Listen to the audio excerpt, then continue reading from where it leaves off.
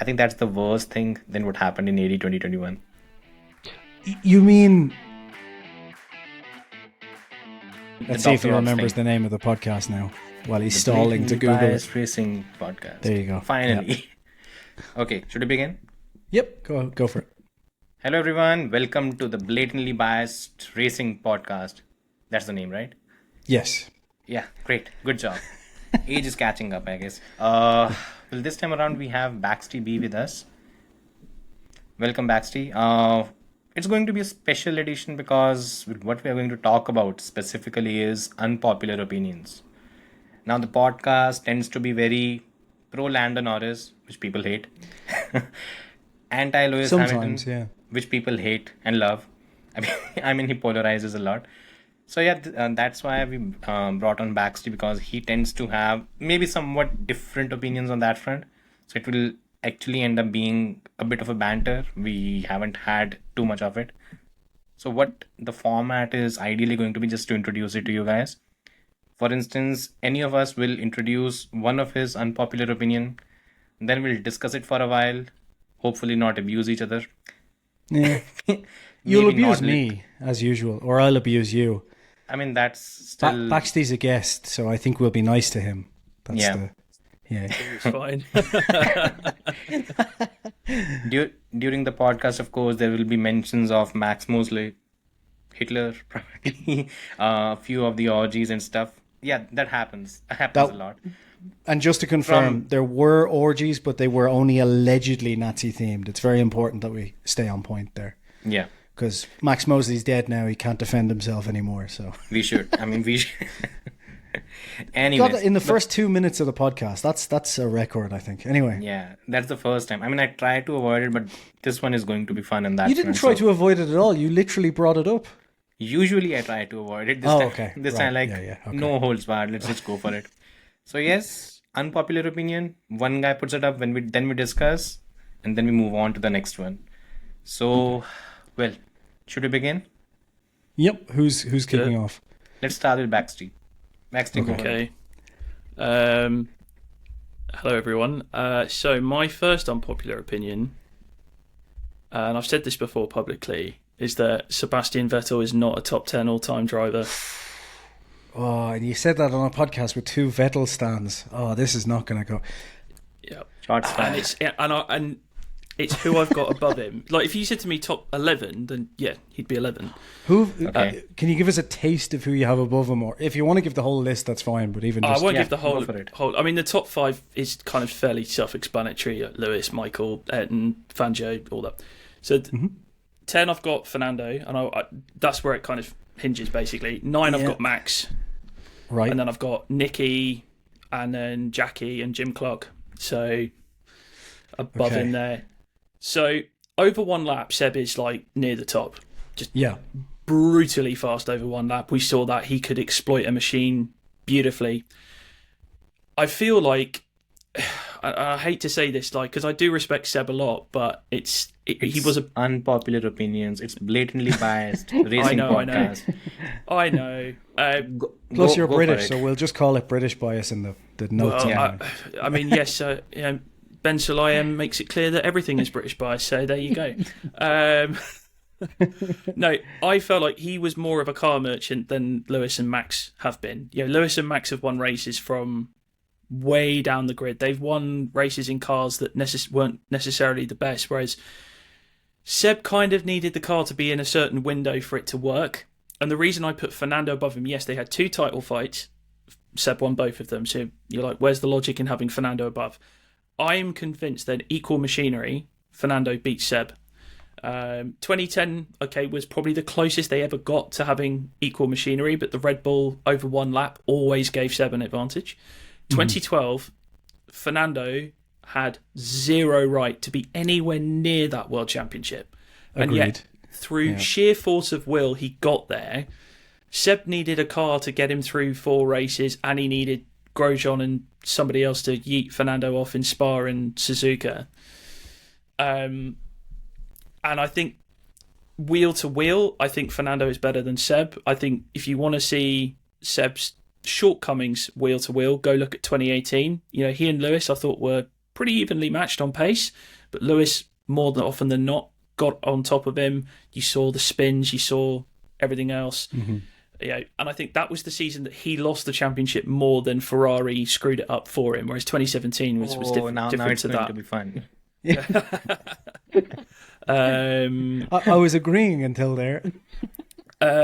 So yeah, I mean, not to take away from how good Lewis was in 2018 as well. Like, it's we can't ignore that.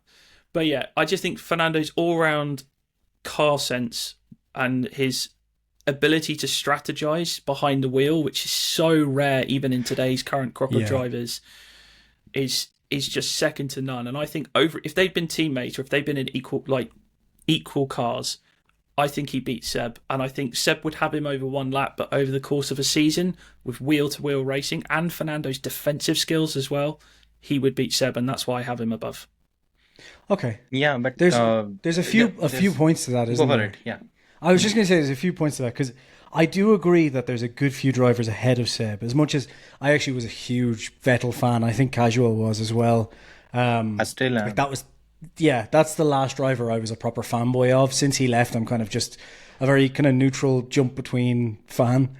I do agree, though. I do think that Fernando Alonso in the right career choices would have been, like, many times over more of a world champion. And I think in head-to-head, after watching 2012, I agree on the Fernando Alonso point. I think Alonso is incredible there. I'm trying to think off the top of my head, would I put him as low as like 10 or 11, though, in a list? I'm not sure. Probably for me, it wouldn't be top 5 of all time. Yeah, because there's so many. The point is, the debate is how turning into... How low do you put it? Yeah, because the debate is turning into Alonso versus Vettel. Because that's why I think there's a couple of points. You can flip it either ways. The point is, who do you have above him? A Jim Clark, Jackie Stewart, who else? So he said Schumacher, Jim Clark, Jackie Stewart, Niki Lauda, Lewis Hamilton. No, from 6 to 9. Who were the drivers? 6 to 10 was I need to remember this. Was Clark, Jackie, Lauda, Max at 9, and then Fernando at 10. Okay. See, when you go all time, it does make it difficult, doesn't it? Because I don't know which of those I would put. Yeah, I mean, if it's drivers I've seen, Seb easily top 10. Yeah. On that front, even if you said modern Formula One since like the late 90s, even he'd be in there. Oh, absolutely. Ideally, it has. What I try to do is, I don't think I can judge a driver like a Jim Clark or a Fangio on the same level as the current drivers, because I think the cars are different. Jochen Rindt, Graham Hill, the cars were very different from that era, and it makes it very hard for me to make direct comparisons. So if someone comes in and says that Fangio is the GOAT, okay, fine. If you think like that, go for it. But as he said, though, if you were saying of all time, then you kind of have to do that. So in that list, I think he's kind of accurate you know what I mean? Like, but I kind of get where he's coming from. How do I make the comparison? For me, Alonso versus Vettel comparison, I think Alonso. And again, it might sound very controversial. I think the Alonso, Vettel, Hamilton era is entirely dependent on the team they ended up with. Can I ask one question I ask one question quickly of both of you then? Yeah. Because this isn't my unpopular opinion, but it will be an unpopular opinion regardless. I think in the same cars over the last 20 years, Alonso beats both Hamilton and Vettel. The question then becomes, is it Vettel or Hamilton? It's just, I think when it comes to just out and out racecraft, strategizing everything, Alonso's biggest mistake was repeatedly throwing his career in the bin by, messing around with teams. But after watching him in 2012, that's the season where I think that kind of lines everything up, because that season, just everything, he was just spectacular. And I think if you put all three of them, for example, in that Mercedes run for the 7 years, if you could do that, I do think Alonso wins out for most of those years, personally. I think maybe that's a crazy opinion as well, but I think so. I would say Lewis, personally. Fanboy. No, I'm joking. Yeah. I make no secret of the fact that I'm a Lewis fan. I know. That's why you're here, by the way. Yeah, I know. People think I'm not. I am. You're not a nutter. You're a fan. That's the Yes. difference. No, I think Lewis. I mean, it depends when they were in their career. Like Lewis, towards the end of his McLaren stint and the first year or two at Mercedes, you could make the argument that Alonso may beat him. But as he got on with that team, I mean, I think 2018, 19, 20 was the best of Lewis we I saw. think that's the best part actually. The best way you can actually arrange the whole thing, and that's why I Yeah, made because the you've got argument ups that and downs of drivers, haven't you? So they're precisely, and yeah. and I think what we tend to discount is the team they're a part of. When Vettel, and I think the Vettel's entire career is actually the testimony of how important a team is. It's not that Vettel has not been in tough championships. He's been in tough championships. But everyone has a very, you can say, recency bias. That's why 17, 18 comes up. He fucked up. He had this and that.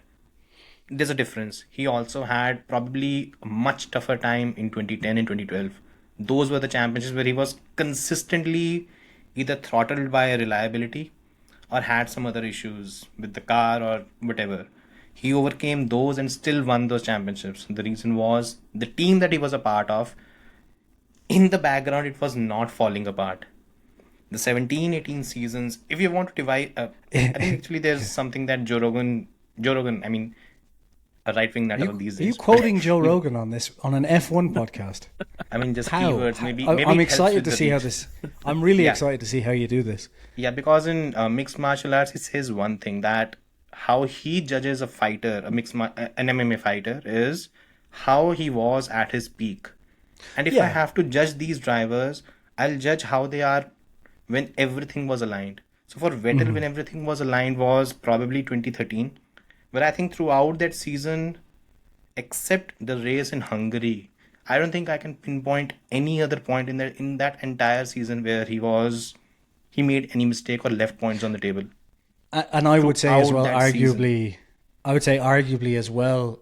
Maybe this is partly because I'm a Vettel fan, but I've always said I think 2018 was probably Lewis's absolute best season And I'll in a tell you fight as about well. He was and about brilliant that 2018, I'll season. tell you there are at least 3 or 4 races minimum where Lewis left points on the table.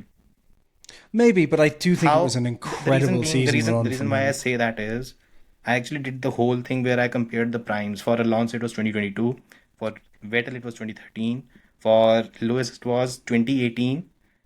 Arguably I feel 2019 was a season where he was more Alonso, you mean complete 2012, driver. right? Not 2022. 2012. Yeah, yeah. Yeah. Okay. I was wondering. Yeah. What happened in 2022? Nothing. He was He was in outscored by Alpine. Ocon, so yeah. Yeah.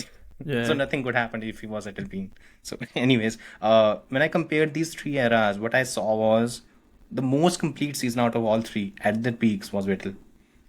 When everything was aligned, he was a driver that in the entire season there was one mistake, and actually he talked about it at the Autosports year-end whatever award show, where he said that when he finished, I think 3rd or 4th in that race in Hungary where Lewis won, Kimi was 2nd, and I think Vettel was 3rd. And Marco came to his room and said that you should have won that race. And from that point onwards, he went on to win the last 9 races. And that kind of peak is what I actually use to define a driver. And that's why why I've actually had this thing where I think there have been eras where Michael was great. He was someone who stood out from the entire grid. You could tell that he was the best driver. When Michael retired, Alonso took that pedestal for a season, probably 2006. When Lewis came in, Wasn't it long, was yeah. back. It was back to a point where you had 2 drivers that were right up there with each other. Then we had Vettel come in. And from that point onwards until now, probably until Max in 2021, we've had these 3 drivers who have not really, you can say, put them stand out in a way that the car is not a factor. With Michael, we knew car was not a factor. In case of Alonso, he won the 2 titles when he had the car. Lewis won the titles when he had the car. Vettel won the titles when he had the car. Yeah. And that's why Look, I I find think it hard to, differentiate all 3 of them. And in fairness, the car in F1, regardless of whether people want to admit it or not, the car is 90%. Like, even Yeah. if you wanted to be generous, it's 80%, but a lot will say 90%. So I think Yeah. the car, obviously, but I do think like there is, if you broke it into a couple of different arguments from the opinion there, I kind of agree on one, which is I do agree that Fernando is ahead of Vettel. I'm just not sure how high up that list I would put Alonso then, because I do think Alonso is a talent who, if he had made some good career decisions, could have been just spectacular throughout. But unfortunately, was up against the Ron Dennis. The only thing I disagree with, I think the only part of that I disagree with is I think I wouldn't call Vettel a car merchant just because there was certain times in his career where I think he was just spectacular. But then you could say as well, like, you can argue that all the time then, can't you? Because 2014 he was beaten by Daniel Ricciardo, so there's that argument to make, Like 2017 and 2018, as much as I do think winning in a Ferrari since John Todd left is probably the most mentally draining thing you can do, because it's just a nightmare of a team. And that's going to be interesting next year. Being with Ferrari alone or being a lead driver we've seen it break so many spirits.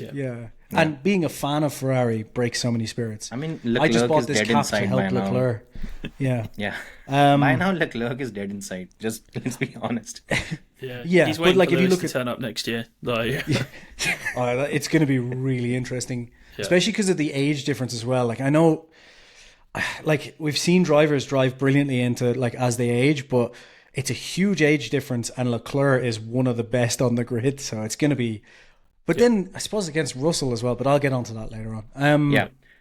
Coming back to the whole thing, I think I kind of half agree, basically. Look, if the argument is Alonso better than Vettel, I think it's going to flip-flop, because if you're looking at rating the drivers entirely on driver ability, then I think I would put Lewis, Alonso, Vettel on the same platform. I don't think I can differentiate between them. But there is a big difference when we are talking about the greats, because the success comes Alonso, into it, Hamilton, and Lewis has that success. It's Alonso, Hamilton, 7 titles, Vettel. 100 wins. How does anyone It's not compare that difficult. Easy. Alonso, Hamilton, Vettel. It's easy. Well, I'd go Hamilton, Alonso, Vettel, but I find it hard. I actually find, for me, it's all three of them on the same level. That's the era that we had, and it started in 2000. I mean, Alonso has been there since. He's been there forever, 2001. So there was 6 years where he fought with Kimi for supremacy, and when I think Kimi won in 2007, and then he just gave up. Kimi Räikkönen's just a brilliant example of just he did a Rosberg but continued to take a check. That's basically what he did. He just went, yep, that's done now. I'm over. Fat checks. He actually he actually bankrupted Lotus. Right? Lotus. There's one other thing that I want to sort of throw in as a differentiator, and you look at their rivals as well and how they stacked up against them. Now, Lewis has gone up against Fernando, Kimi. I would chuck Felipe Massa in there because they had a championship fight. Mm-hmm. He's gone up against Jensen in the same car. Yeah. He's gone up against Rosberg in the same car. Yeah. Vettel, I said Alonso already. Max as well, and he's beaten those guys. He's just done it time and time again from day one in his career. Seb beat Alonso, beat Lewis when he had the car, but then when it was equal in those 2 years, he didn't beat Lewis. Alonso. I won't say in 17, 18 it was equal. I cannot agree with that. I knew this. I knew this was going to be the fight point here. Yeah, if you're living in if you're driving a caravan and that caravan is on fire, and the other guy is also in a caravan, it's fine, it's working perfectly. It's not the same fight, and I think Peter Windsor actually judged it perfectly, and. And as you guys can see, Jason has fucked off. He'll be back in a minute. So, I've got headphones. I can still hear everything. Yeah. Okay, no, if you want, you can just take a look. Peter Windsor actually made a very perfect point, and I think it was more in relation to Max versus Charles, where he said that Charles cannot beat Max. And he made the argument in 2022 or 3, something like that, just in the middle of it. And the reason he said was, Max is part of Red Bull, where every single gear, every single grain is perfectly aligned. And when he's driving, he's 100% focused on driving. He has GP in his ear and he's the one making the calls. Strategy is perfect. Everything is perfect. Everything is working. Charles, he has no fucking idea what is going to happen, what strategy will be there. There are people fighting in the background. He does not know if his team principal will be the same next year. There is nothing working perfectly. It's dry box for inters. Yeah. I mean, he doesn't know if he'll be on the dry tire in a wet or what's going to happen. And I think Vettel went through the same thing. 2017, first it started with Sergio Marchionne, who basically came in and openly said, I think it was in Monza when they lost, where he actually came out and said that it's a disgrace for sorry for Ferrari to lose to Mercedes at Monza. And then wheels started falling off. 2018, everyone knows what the fuck was going on. There was Yeah. I mean, obviously there is the fighting in the background. there is the team politics going on, absolutely. But when you look at the cars that they had, I mean, 2017, okay, look, Seb had the Singapore incident, and that's on him. But there was massive strategy errors in qualifying and everything else, and it just went all imploded in on itself. On 2018, I mean, the power unit failed. A lot of things. I mean, Yeah. I don't think 17 car was actually on par with Mercedes, at least. in by terms of the end of the reliability, season. no, but I think in speed, Pace-wise, probably. I think they Yeah. could have, if they didn't have those technical gremlins, because 2017 was also a big reg change as well. They could have got the job done. 2018, everyone says, "Oh, the big turning point was Hockenheim." No, it wasn't. No, it wasn't. It was not, It was because Singapore. he then went and won in Spa. Here comes Sebastian Vettel. Singapore was the key moment there, and that was Lewis just delivered a lap at a track that they didn't expect to have pace at, and then Seb put in a stinker by his standards, and after that you saw the spins, you saw the wheel to wheel. He'd already had one spin in Monza. That was Ferrari's fault because they screwed up qualifying, but he was pushing so hard that eventually he literally span out of championship contention. So if that hadn't have happened, if that lap doesn't happen, I mean, I actually trace Seb's down curve in performance to that qualifying session in Singapore. You could What see happened him in just. Q2 in Singapore? I can't remember off the top of my head, but Vettel came on the radio. He said the car is not in the right window. And at that very moment, it was, and people forget, Q2, Lewis stopped as well. Lewis was the fastest again. yeah, People don't remember that. The thing is, by that time, Ferrari had mistimed Vettel's outlap or something. His tires were not in the right window, and he was struggling with the car in Q2.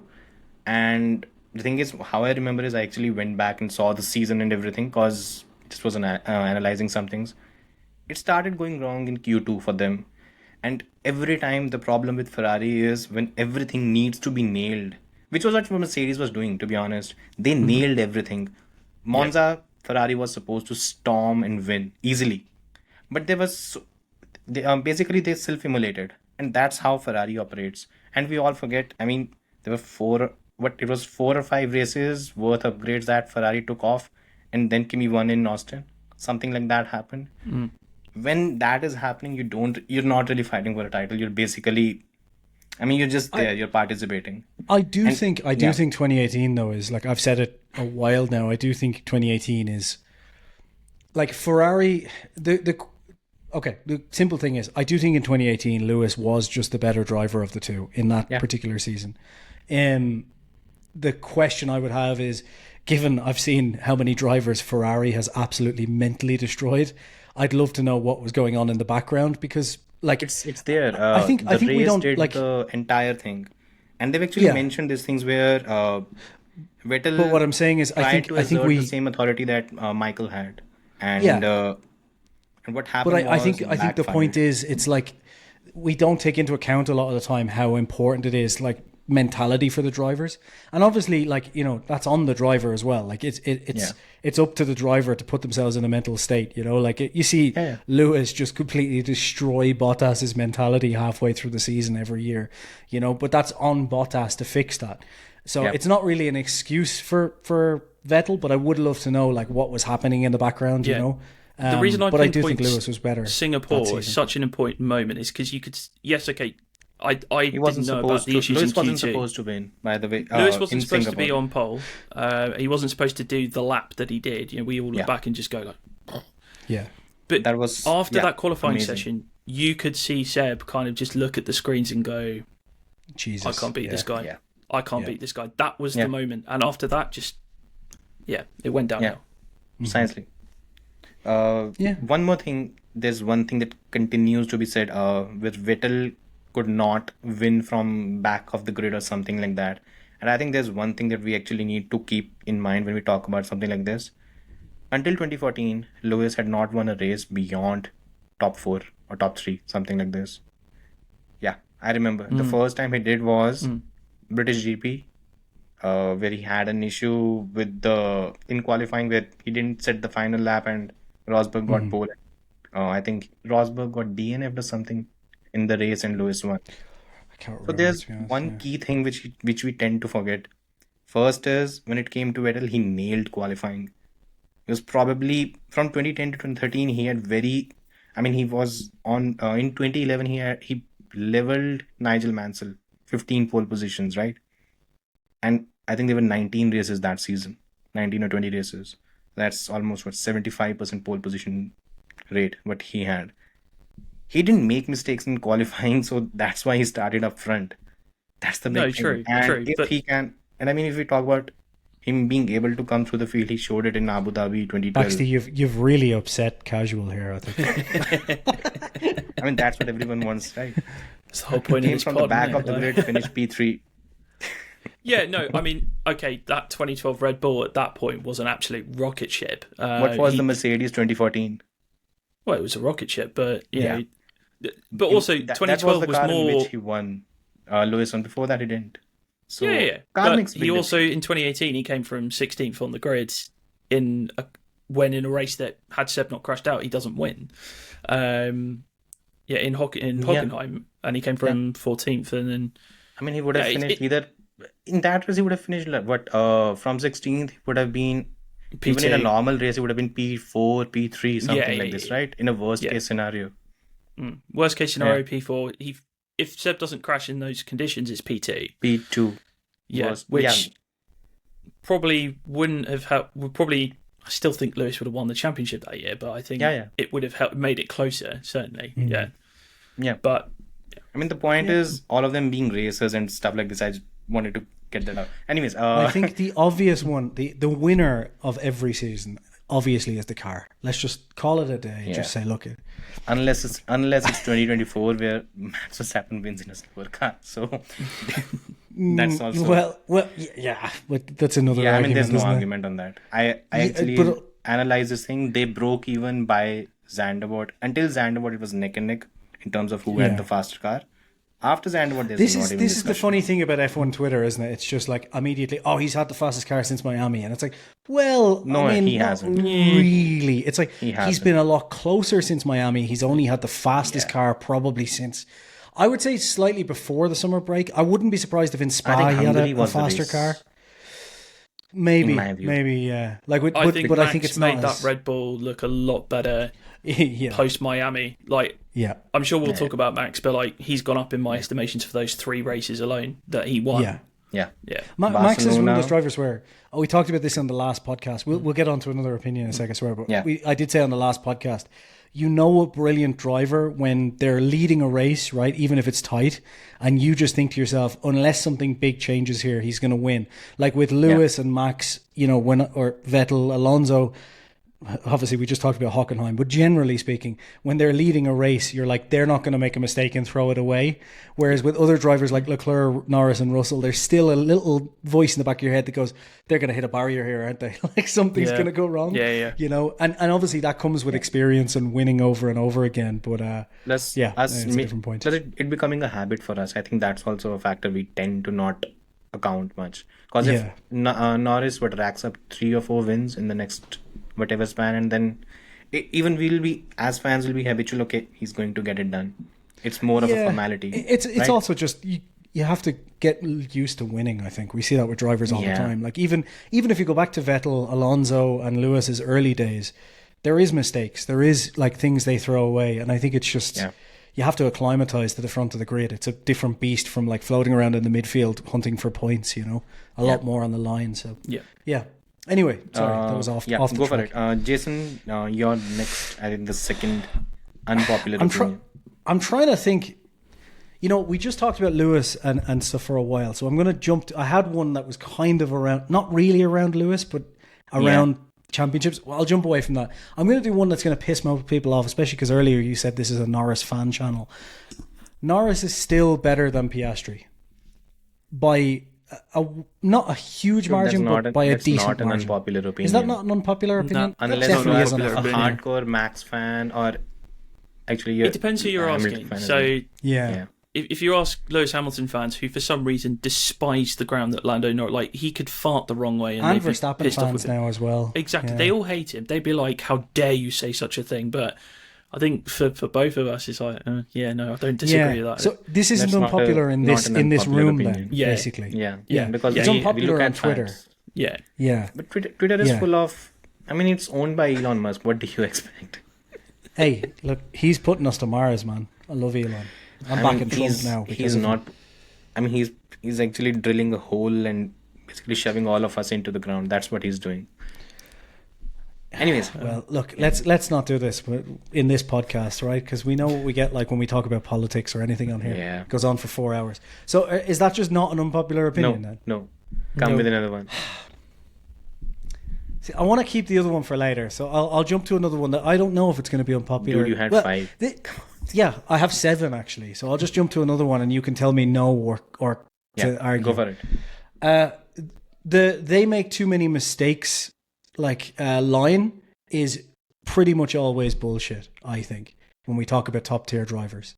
So people say Russell makes too many mistakes, Leclerc makes too many mistakes, Norris makes too many mistakes. I think in those situations, for example, it's basically all bullshit, and you could say it about pretty much any top tier driver, and it usually comes down to the car, not the driver, more than anything else. And the reason I say that is, for example, in 2022, they say that Leclerc threw the championship away because he was making too many mistakes. First of all, bullshit, because the championship was going to go anyway. You know, Max had a faster car over the course of the season. But And second he was of all, driving a the Ferrari. reason... Yes, that's what I was just going to get to. The reason he made too many That's mistakes... the first reason. He was driving a Ferrari. That's the first. But I would say Russell, for example, as well, has made a few mistakes like this in a Mercedes.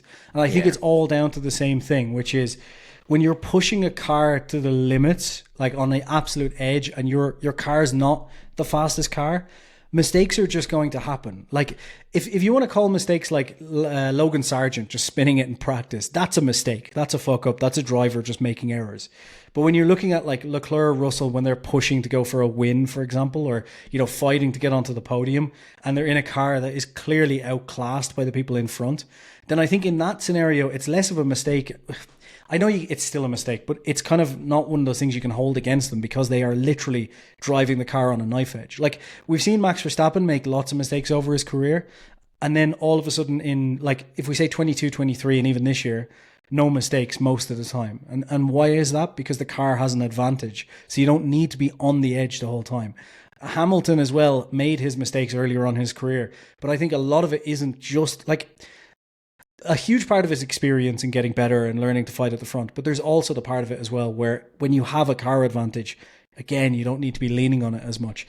And I do think we'll see Norris's little mistakes go away as well, because I think the problem Norris is facing this year is up until kind of 7-8 races into the season, he didn't have a car that could win. So I think he's still doing that kind of acclimatizing to, okay, I can probably ease off a bit here, where he's used to driving a car where if he's going for a podium or a win, he's having to be on the edge the whole time.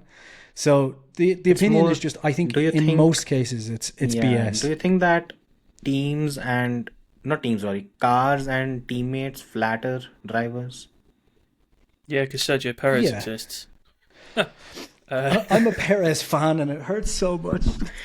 I've always liked Sergio, but it's just like, dude, like you've been crap the last few years. I said after 2021, I was like, crap. He's teamed up with a driver. With entire team is surrounded around him. Oh yeah, absolutely. It's basically That is definitely part of it. Irvine effect. That's what Checo is going through. And I told you not to mention Irvine on this podcast. I don't like him. apologies.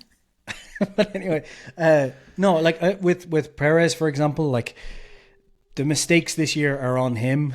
And like that's the reason I'd say that is because he doesn't need to be pushing that car to the limit, and he's not pushing the car to the limit. So like I think the line I draw is like if you have like a Leclerc or a Russell who are in like the second or third fastest car and they're pushing it for a win, like trying to take on Max or trying to take on the drivers ahead, making a mistake in that situation is usually just, right, you're on a knife edge the whole time, and the slightest change in a gust of wind can put you into a wall. Like, that's how sensitive it is. When you're Perez and you're in 16th in the fastest car, and happens a lot of drivers. yeah, like the gust of wind in Spain when he went off, the spin in Hungary and still winning, like, you know, he was pushing the car when he probably shouldn't have been, and we see him like back off after points from that as well. I think he kind of got the experience to, okay, I can leave some in the tank, you know, for needing to fight. But like a Perez just trundling around in P9 in the fastest car and then hitting someone, that's a mistake. Like, what are you doing? You know, there's no reason to be in that situation. But my opinion on it is more like, I kind of get sick of hearing, oh, Leclerc makes too many mistakes, Russell makes too many mistakes. Because if you look at their mistakes in context, you start to go, okay, well, that's an understandable mistake. Like, he was really wringing the neck of that to try and get close to Max, or, you know, I think like the biggest in Singapore, example for has example. to be Sochi 2021. Yeah. People hammer Lando for, I mean, of course, He shouldn't there have was a been there in mistake. the first place. Like, you know. That's what I'm coming to. In a McLaren, Lando Norris in 2021 should not be fighting for a race win. And the reason why he was is because I think it was a wet qualifying where I think Lewis fucked up. Lewis hit the wall in Max the started pit from lane, the I back. think. Yeah. And what was Bottas doing? Bottas and Checo Bottas was just being Bottas. They were being themselves. Which in Sochi is unusual for him because he's normally so quick around there. He's actually excellent. And I mean, he's even beaten Lewis there once or twice, I think. Yeah. I think he got his first win in Sochi, 17. He did, yep. Yeah. And the It's fact 'cause he was that sponsored Norris by was even Putin, in though. that position. I mean, when you talk about that race, and I think even he should actually not be probably criticized for that race, but should actually be lauded for what he was doing. He wasn't supposed to be there, and the I think mistake it was gets on the missed team in more than the- anything else. I was going to say, yeah, like the reason why Lewis won that race is because Mercedes put their foot down and said, Lewis, you're coming in. Yeah. Whereas McLaren had a big committee meeting and it was kind of too late by the time he's like, Which they're still Silverstone doing today. 2023. It's so Yeah, they- frustrating. Silverstone this I know. season. oh, What the? I mean, it was ABCD 10 options to a driver who is driving in the wet on tires that have worn. Why are we doing something like that? And that's why he lost the race. And yeah. Anyways, I mean, that's what happens when you try and put it on the driver. In that situation, you had to take control of it. yeah, And that's what I think Mercedes back then, not so much now, but Mercedes back then and also Red Bull are brilliant at doing. They just go, no, you're coming in now because that's what's best. And ultimately it got Mercedes the win that day. It helped Max get P2 from absolutely nowhere because he was that would have been P5 a something. horrible weekend for him. I think Alonso overtook him as well by that time, and he was falling back. It was a shit race from Max actually.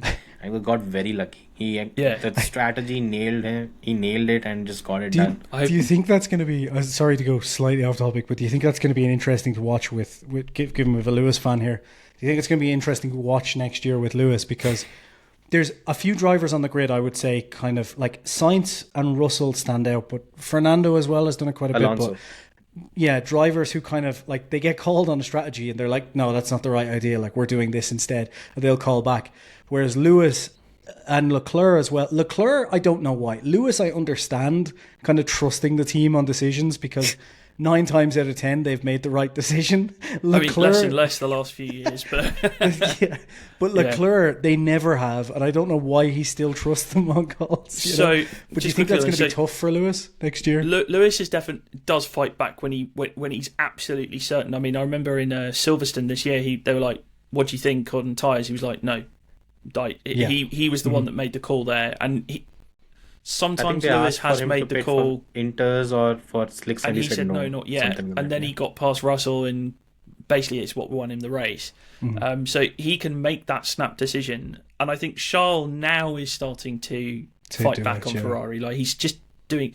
It's been a criticism of mine on his for years. I wanted him to be more assertive, to be that dominant figure within the team, and he hasn't quite been doing it. Whereas now I think he's just like, I don't care anymore. I'm just going to call you and be like, no, this is crap. He's realised he's driving for Ferrari eventually. It was like, oh, wait. Exactly. Yeah. So, I mean, my thing with Lewis going to Ferrari quickly before we get back on topic is that Lewis is very good at putting a team around him and making sure that the right people are in the right place. Very like Michael was as well. Like I've seen Michael, that attributed to Michael. And I think he might be the person just to kind of get Ferrari pulling in the right direction, along with Charles. And I think Charles, will learn a lot from Lewis, and just not, of course, not for driving the car. Like he doesn't need to watch Lewis to learn how to drive a car. Just the interactions and the way he works in the factory, like and the way he talks to the team. And I mean, I'm pretty sure Lewis will try and get that. If Lewis can do that, I'll be very impressed because of Ferrari being Ferrari. Oh, Ferrari being Ferrari. But, I mean, John Elkann made it his personal mission to sign Lewis. I'm sure John Elkann will just say, whatever this guy says goes. Like, see, that's where I'm not sure. It gets worse. That's where it gets... Yeah, because John Elkann seems to just do what John Elkann wants to do. Yeah. For me, the worry is John Elkann making the call. Yeah. We'll see. Yeah. But it'll be to interesting. To go back to your point there, Jason, about the mistakes thing, it's because I think if you've the drivers you've mentioned, Charles, back-to-back junior Formula champion, George, back-to-back junior Formula champion. These guys came in with reputations and expectation. Mm-hmm. Charles going into Ferrari in his second season and beating Seb up over the course of that season, when he was a young kid that didn't know any better. It's Russell kind of being the replacement for Hamilton. It was always kind of spoken. Exactly. Yeah. We expect more of these guys than maybe we should expect from them. We expect them to just jump in and start being brilliant. And I think they may have put Charles in that Ferrari too early. Like, yes, he did a brilliant job in 2019 and he got those 2 race wins, but like he probably needed a bit more time. And George, yes, he had the 3 years at Williams. I think he was ready to make the jump, but it's as you said, it's a different level in 2021, without a doubt. Yeah, that would have been a nightmare for Mercedes, I think, though. But yeah, I was thinking of putting. I think Max would have won the championship much earlier because both Lewis and George would have taken points off each other. I don't think Russell would have ceded to team orders as soon, knowing he's in the fastest car and could fight for a championship. He won't need it to, because look, George is not a slow driver. Why would he cede position at the start of the season? This is another unpopular opinion, isn't it? Let's maybe let BaxtyB finish his point before we get into that. But it's like these, Lando is considered very popular. We all like him, and we can see the potential that's there. And I think these mistakes get blown up and taken massively out of context with all of that. And it's almost like we are expecting too much of them too soon when they haven't really had the time to adjust. Charles had 1 season with Ferrari at the front of the grid, and then the illegal engine that we don't know anything about, where they weren't burning oil, but we all know they were burning oil. They then went straight to the back of the grid, and he spent a couple of years kind of trundling along without, being at the front of the grid again, and then it's taken him a few years to adjust to it again. And then you throw in the Ferrari factor, I completely agree with you there, Jay. I'm sure people will disagree. They'll be like, no, they make too many mistakes, blah blah blah. But no, I think that's a great point. Yeah, I think what we tend to forget is the environment that a driver has around him when it comes to grooming him and getting him to that. Don't talk about grooming in the other sense. Didn't the last time? Yeah. Anyways, while I'm researching a Jeffrey Epstein documentary, you bring this up. What are you doing? Plug for your the whole thing. I'll clip that out and use it in the documentary. Huh? Yeah, you can do that. Yeah. Anyways, so when it comes to getting these drivers to a certain level, and I think this is what helped Lewis to a certain extent, because he had, at least to a certain level, he had Whitmarsh and Ron in his year in the early formative years. Now, again, Ron can be an idiot, and he was foolish in 2007. But there were some things that he knew about a Senna, who he had worked with, a Prost, a Lauda, and he could impart that knowledge to Lewis, a Hakkinen as well. He's like a Horner kind of with Max, isn't he? Like, it's kind of, Yeah, and even for Max. Yeah, and even in case of Max, what he had was, he had a helmet Marco, he had his father who was... Anyways, Let's not mention Jos Verstappen. yeah, we don't love Can't Jos stand that guy. Verstappen here. We amuse him like anything. Uh, I just think he's a point was when- moron. It's not even that I dislike him. I just think he's an idiot.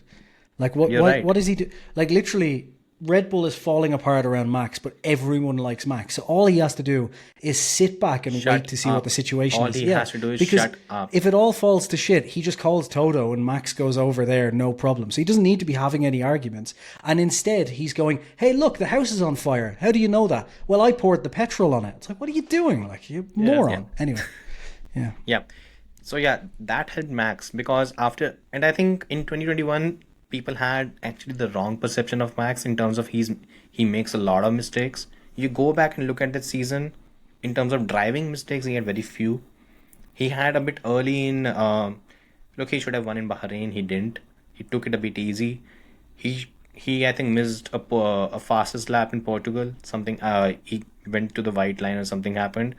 But what you had was a driver that was a complete package by then. Now, why Charles or Lando or to an extent George does not have that? And George ideally should because he has Toto in his ear. I mean, he stays at his apartment a lot. I mean, that's what Team LH tells us.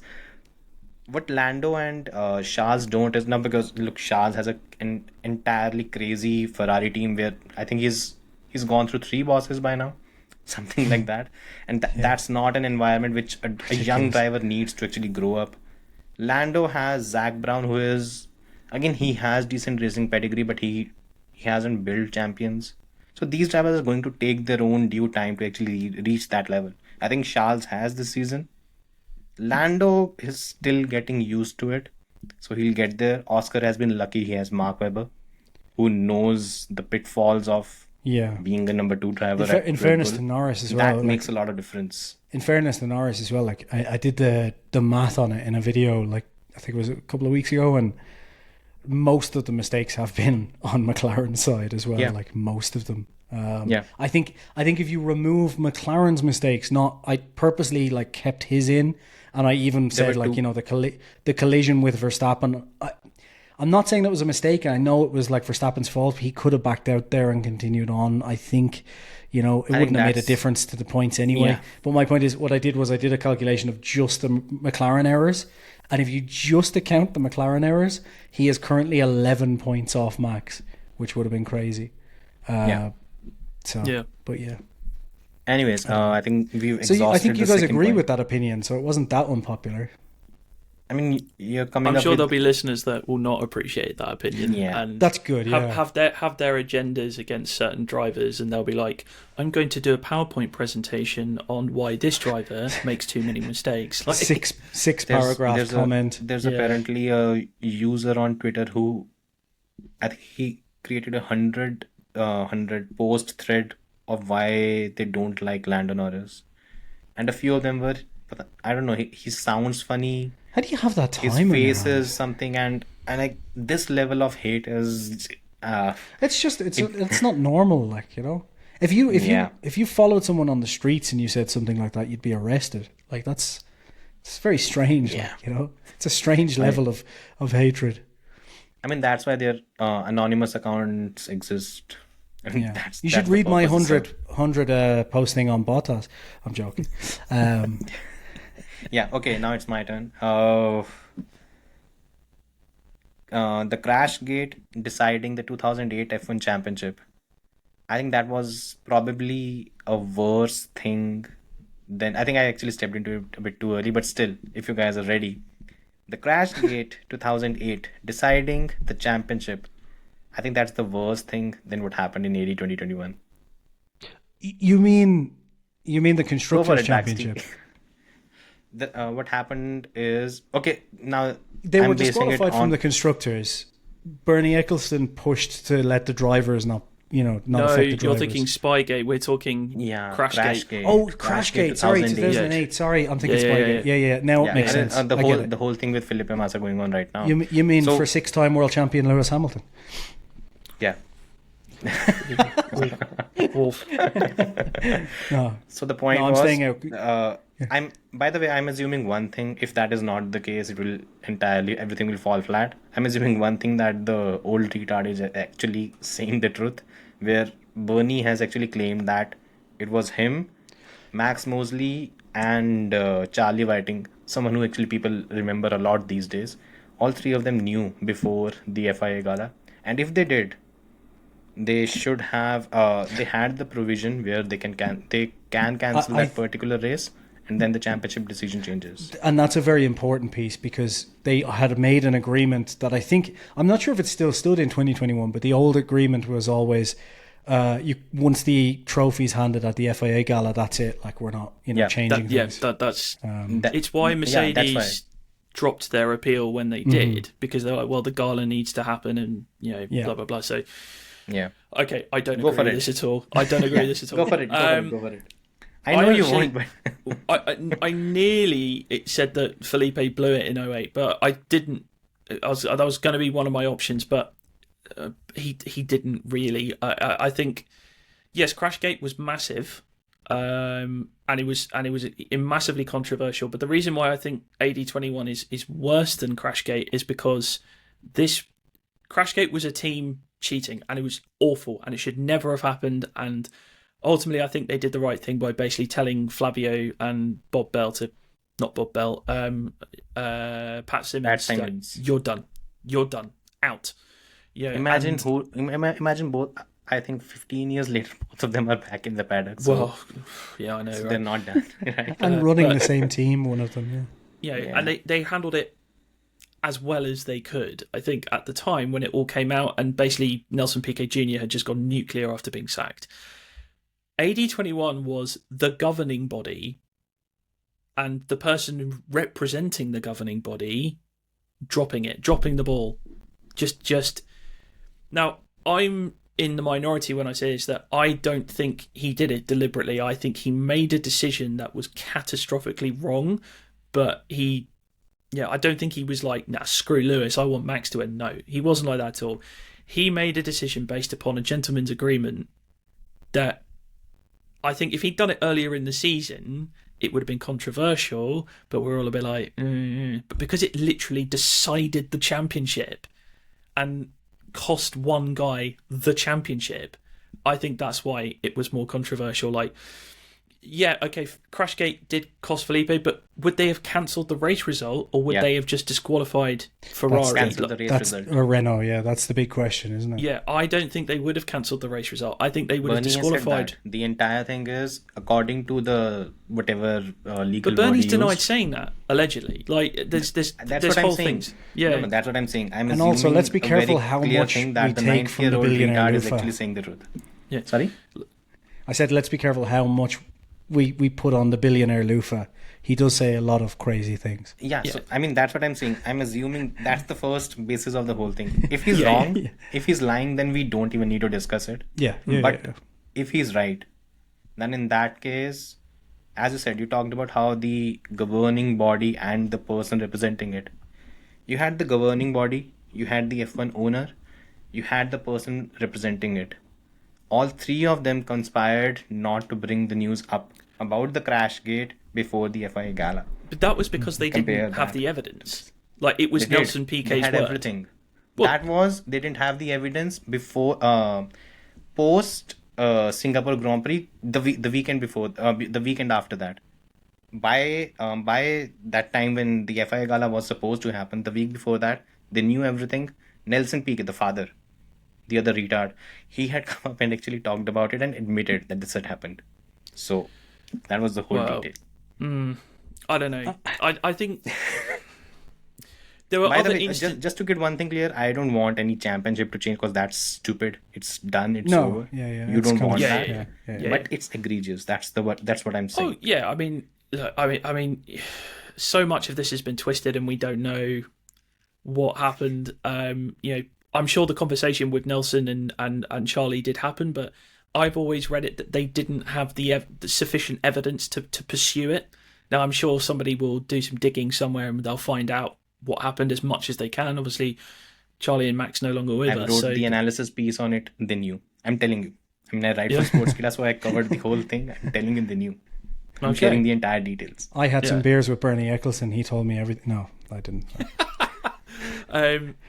But yeah, I just, because yeah, okay, they knew after the event, but then this was in AD21 was in real time. Like this was, and it was literally, this decision will cost you the championship right now. Like it was the referee, as I said, inadvertently turning the tide of the match. Like it's almost like, yeah, let's say. By the way, why do you think that happened? Why do you think Michael Massey ultimately ended up being in a position where he had to take such a call? Massey was a Verstappen fan.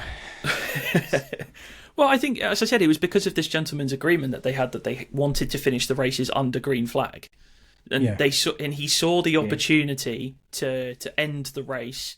I don't think he was thinking, "Oh, it'd be great if we had a one-lap shootout. This is going to look great." I think he was just, "I want to finish this race under green flag. I will do what needs to be done in order to do it." And he then circumvented years' worth of safety car precedent. He then, and tried to manufacture a finish under a stupid rule as well. Under a stupid rule, without because it shouldn't realizing the consequences of what he was doing. I think Article 15.3, I think, still says that, right? Yeah, it hasn't been changed. It has the overriding. Nothing has changed. They've what they've done is the thing that happened in the aftermath of 8021 was Toto wanted Massey's head on a platter. That was what he wanted, and that's what he got. Other than that, nothing has changed. The FIA is still a poorly run machine, only gotten worse with MBS at the helm. So, what actually came out of it? Nothing. Oh, look, we have a fourth member. It's mobile. Yeah. I mean, they did tweak the rules slightly in that they would make sure that all lapped cars get moved out the way. I mean, then I know what people are going to say. Well, Yuki wasn't moved out the way in Brazil 22, but that's just an error. Yeah. And that cost his race more than. Whereas what this did was it put the two championship contenders right next to each other, and it didn't account for the guys whose races were being affected behind them. I'm sure Carlos Sainz would have loved to have had a crack at the front two for about a corner. But he would have loved to have had it, but he couldn't because there were cars in his way. And it just, as I said, it was out of desire to, and he was trying to please everybody, and it just went so catastrophically wrong. And also think about it this way: the eyes of the world were on that race. Like 2008 Singapore Grand Prix, people were watching it because, like, oh, first ever night race. This is interesting. Whereas 2021 had been such a monolith of a season, where it was just like, Tyson oh my Fury god, came out and said that cut down with I think it was for Lewis or one of those guys. He said that cut down on the hate for this particular driver. I don't remember which one it was. Yeah. So, but there were so many people like. In the UK, they actually did a deal where Sky's feed was piped onto Channel 4, so you could watch it live. So that race had more eyes on it than I think in years the sport had that attention. And then that happened, huge. Safety car was perfect though, wasn't it? Completely by accident. Yeah. Anyways, so first of all, regarding Michael Massey, I think the reason why he made that call was this was a man who was under extreme pressure throughout the season. That was one thing. Secondly, the kind of blowback that he had faced after the way Spa ended, where it ended under the safety car, and it caused a lot of issues because I don't think they issued refunds to the fans. That was wrong as well. They should have done that. Yeah. Once that had happened, then I think Toto will reveal later on that on Wednesday of the race weekend, he had a dinner with Michael Massey. And I'm pretty sure Horner had also reached out to Massey. So he wasn't under pressure from both of them.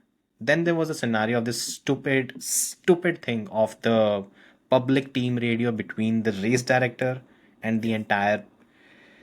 This was a man who was under so much pressure, and at the same time he had this... I think it was from FOM or wherever, where they wanted the season to end on a high, and you end the season on a high when it's a green flag finish. Yeah. And I think even if he had been able to get this done one lap prior, where all cars were moved aside and everything had happened, I think would have faced a similar blowback still. The reason is the driver that they wanted, it didn't fit. If it was not the last lap, if it was the second last lap, would you have been fine? I would have been more fine with it because that if they'd done through the process properly, moved all of the cars out and set them up properly and done it properly, and then you had 2 laps and you put it on Mercedes and go, you could have pitted him, surely. I think most reasonable fans would be kind of okay with it. Upset that he lost, but okay with it. I can kind of understand devastated that he'd lost such an incredible battle. And I also think that Max's reputation would be so much higher than it is now. Like, I think people unfairly blame Max for what happened. It's like he was just a professional sportsman who had to do what he had to do.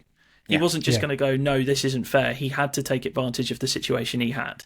Like, blaming Red Bull and Max for that is insane, to be honest. It doesn't, like, you blame the FIA, you blame the background and so on. Yeah, and now coming back to the comparison, you talked about how the race director, the FIA, they made a mistake, right? But can I just say this is where I was just going to say this is where I would say 2008 is worse, but for one reason and one reason only, which is they colluded. Not the outcome. Like, obviously the outcome is probably worse in 2008 if you want to stack it up. Like, I mean, like the actual.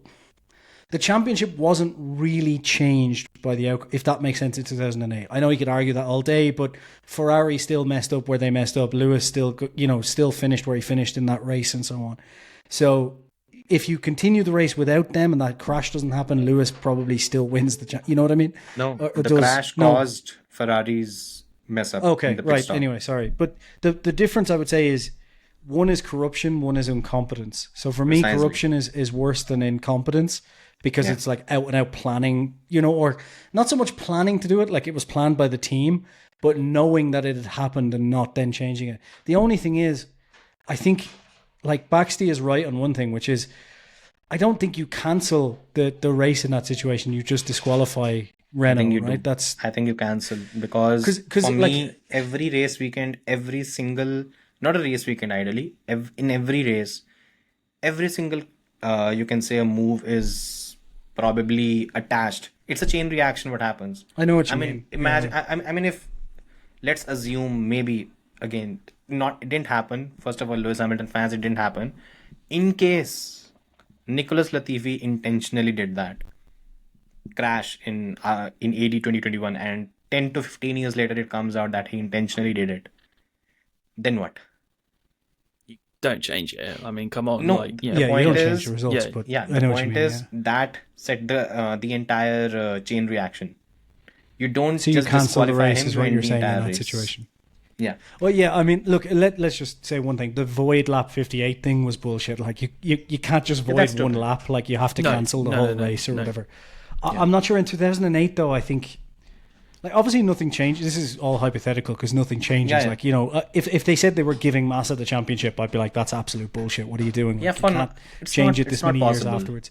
But I do think 2008, if it's all true that Bernie and Max and them knew about it in the background, I do think that is worse because that's actually like colluding, corruption, like an actual cheating scandal. Whereas I think 2021, as bad as it was, is just sheer incompetence. As my daughter starts banging drums and bins, is just incompetence because they built up a whole season where Liberty wanted them to basically finish under greens, have this incredible championship, and everyone kind of they built up a situation that was going to end this way. And there's never been a race director who has been in the spotlight as much as Michael Massey was. There's never been one.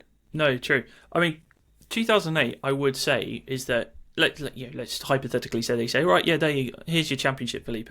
Lewis can just go. That shouldn't. You want to revisit stuff from 2008? Okay, let's have a look at Spa. Yeah, because that whole nonsense of him getting the penalty when he passes, he has to give the position to Raikkonen and then immediately overtakes him again.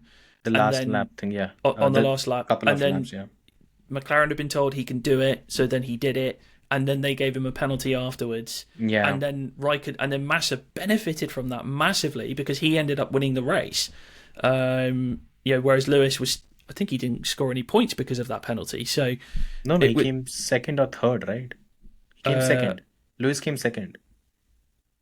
Okay, he came second. Lewis was given such some seconds so that he can so that he drops one place. That was the whole. He got a 25 second penalty, so that he drops a place to Massa. Let's have a look. Just having a look at the result. Oh, it was now. 25 seconds. It was 25 seconds. Yeah, He was something third. like He was third. So Massa They ended got up dropped. inheriting the win, and then Heidfeld Yeah. was second. I think it was 25 that. Another seconds, race right? that 25 second Heidfeld penalty. could have won if there was one more lap. I think it was 10 seconds faster than everyone else. Yeah. Yeah. Yeah, 25-second penalty for cutting a chicane and gaining an advantage, Yeah. despite giving back the position, is what it says on Wikipedia. Yeah. So yeah, They were a lot bigger on penalties back then. they were and it's so I think It was well and that time as well. So at least and on also that front, they were Massa's good. engine blew up in Hungary, on with 3 laps to go or something, and Lewis had a really bad race as well, so Felipe needed that win. Lewis retired, right? That race. Yeah, Heikki was benefited Heikki because he won was the lead that race. McLaren driver. I mean, yeah, I think we all kind of converge on this one. Let's get to the second point. BaxtyB, go ahead. Okay. Don't you fucking dare talk about Vettel this time around. No, there's no more Vettel. Don't Guys, you worry. I am listening. I just have to do something, so I'll listen while I'm just doing this for 2 Go for minutes it. because Go the for it. daughter's going crazy. Give me a second. Yeah. So I'm actually going to stick with AD21 here, Yeah. but I'm not going to get into the minutiae of what happened with safety car. But it's that Mercedes were right to drop the appeal, and Toto was right to celebrate after the race. This is something Don't know your audience, right? We are very sensible people. We actually agree with you on that. I'm pretty Oh sure. no, I'm hoping that we drag them in, but no, it's I think Mercedes were right to drop the appeal. There are many people that think he shouldn't have done. They should have pursued it, which I understand. But ultimately, I think Mercedes knew nothing was going to happen. They knew that they weren't going to win the appeal. Lewis knew nothing was going to happen. The biggest thing is Lewis knew that. Yeah, exactly. Lewis knew that. Toto knew that. They were like, look, we're not going to pursue it because... And Lewis, people can criticise him for many things, but he's a racer at heart. And he wanted to win his 8th championship. He still wants to win his 8th championship on track. Now, maybe if they knew that their car was an absolute shitbox, then maybe they would have pursued it a bit more. But I think realistically, they knew nothing was going to change. They knew that they couldn't win. Why waste the money? Why waste the resources? And why potentially risk your reputation as being the gentleman racer team that Mercedes had built up over so many years? I think they would have risked all of it if they knew they could win, but I don't think they could have won. It was pretty much open and shut case because it's there in the... They've changed that thing now. He had the overriding authority. Yeah. And Max Mosley, I think he was the one who actually wrote these things down, and he was a bloody good lawyer. And he wrote it down because it could be interpreted this way. And Yeah, exactly. If it could be interpreted this way, then... And also the second point is Toto was right to celebrate. One thing that Lewis fans like to use as a stick to beat Toto with is, why did he celebrate with the team? I think, sorry to interrupt. One thing you should clarify, it's not Lewis fans, it's the cult. There are some awesome Lewis Hamilton fans who are very sensible and they actually understand these things. There's a cult that I think we both know love to engagement farm these things, but that's the part. There are some amazing Lewis fans. I mean, we have a few of them who actually follow our work. So yeah, just to keep them different. Just clarify, it is what is commonly known as cult LH. Yes, where they say, "Oh, Toto shouldn't have celebrated, and the whole team shouldn't have celebrated." They should have been all crying into their beers. It's like, well, first things first. They just won an 8th constructors championship in a row, like unprecedented once more, never been done. Okay, Lewis lost the drivers, and it was heartbreaking and it was horrible, but that's one that basically that's for Lewis. That's his thing, and it hurts. Whereas that team are still going to get bonuses for a season of hard work where they had their hardest ever challenge in that reg era. And they still came out on top. They also wanted to celebrate Valtteri Bottas, who had an unblemished record of winning the Constructors' Championship every single year that he was there, and to say thank you for all of his hard work. Celebrate. They'd had a hard season, and it had been the hardest season pretty much of all of their careers in terms of the fight at the front. Let your hair down, I'm sure in the back of their heads they were like, God, that was horrible. It's not like they were going like, oh, Lewis lost, big deal. We still get our bonuses. No, they knew exactly what was going on, but 1,300 employees, I think Mercedes had at the time. I think they've downsized now a lot. Yeah, Lewis is because of one the of cost them. cap. Yeah. Yeah, Yeah, Lewis is one of them. There were 1,299 others. Yeah. The And- Drivers' Championship has all the glory associated, and it's the ones that we remember more as fans. Yeah. Ultimately, it's to the benefit of 20 people, Yes, and that's the drivers And- on the grid. precisely. And people forget that.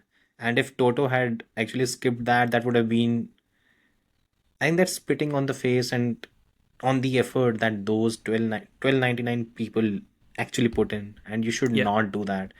Exactly. He's the team boss and he's celebrating for the success that the team had.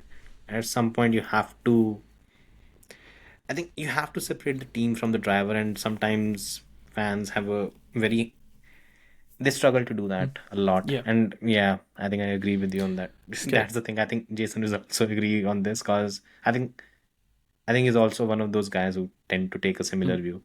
Okay. Something I've else? got a different unpopular opinion. Is that Red Bull? Yes, he agrees with you. Is that Red Bull? Again, it's another two-parter, but Red Bull should not have rehired Daniel Ricciardo, and that they should have sacked him earlier in the season from the Visa Cash App seat. And the reason I say that is because Daniel in the McLaren was a busted flush. Like, yes, he won in Monza, and that was beautiful. One of my favourite race wins ever, just because. Okay, yeah, look, he wouldn't have won had Lewis and Max not. Well, Max would have won. parked. He would have won. I think he would have won. I think the pace Lewis had, I think he was going to catch up. But But Max there had was other Lando ideas. as well, right? And there was Lando. There was, I think, one of the Ferraris, and then then it was Max and Lewis. And I think Max showed in the entire first stint that McLaren had just too much straight line speed. It was Yeah. going to be tough. He's had I a hat think- change I as think- well.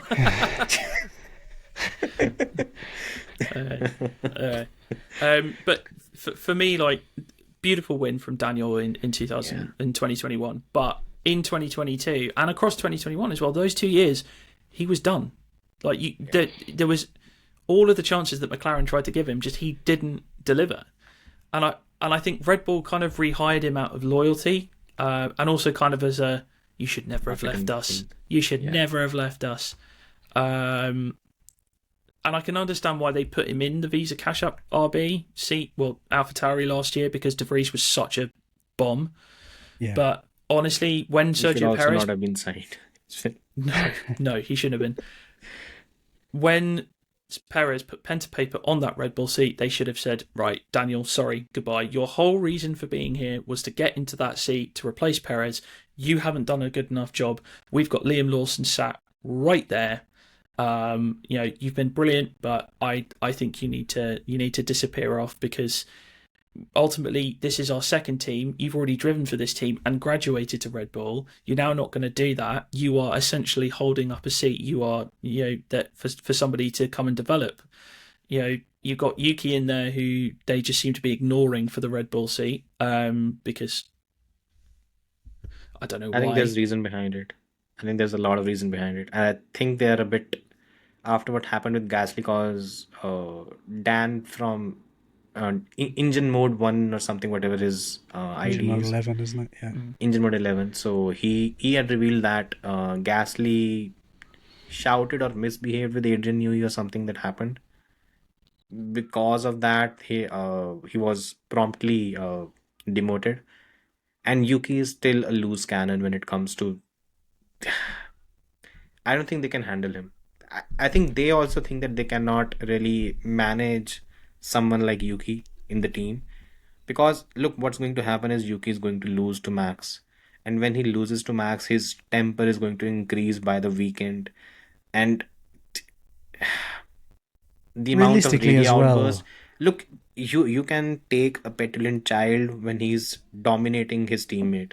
But you can't take a petulant child when he's actually getting dominated by the teammate. And I think that's where it comes down to. I think the attitude has been a big issue with Yuki.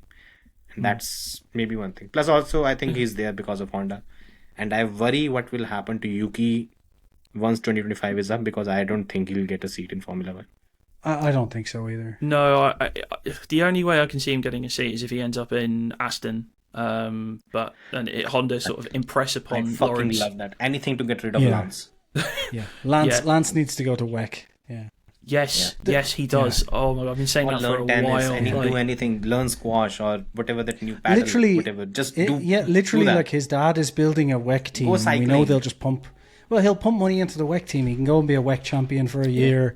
You know, see Yeah. what happens. I But had he's I not gonna win believed an in F1. Lance Stroll longer than most, but the last few years I've just been like, Why? goodbye. Why did you believe?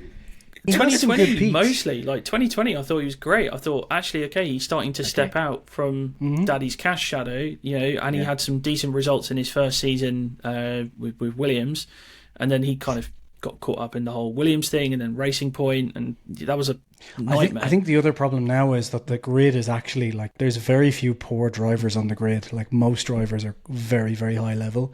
and we've like got some even- excellent rookies coming in next year as well. Yeah.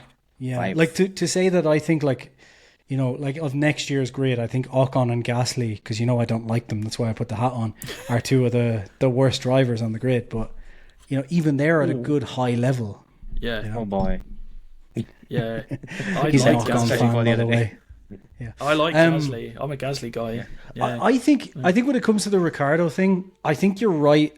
However, I think that giving him a chance last year for like that kind of end of the season, I think that made sense, especially given Perez's like up and down form for the last 3 years now, Down. 4 years.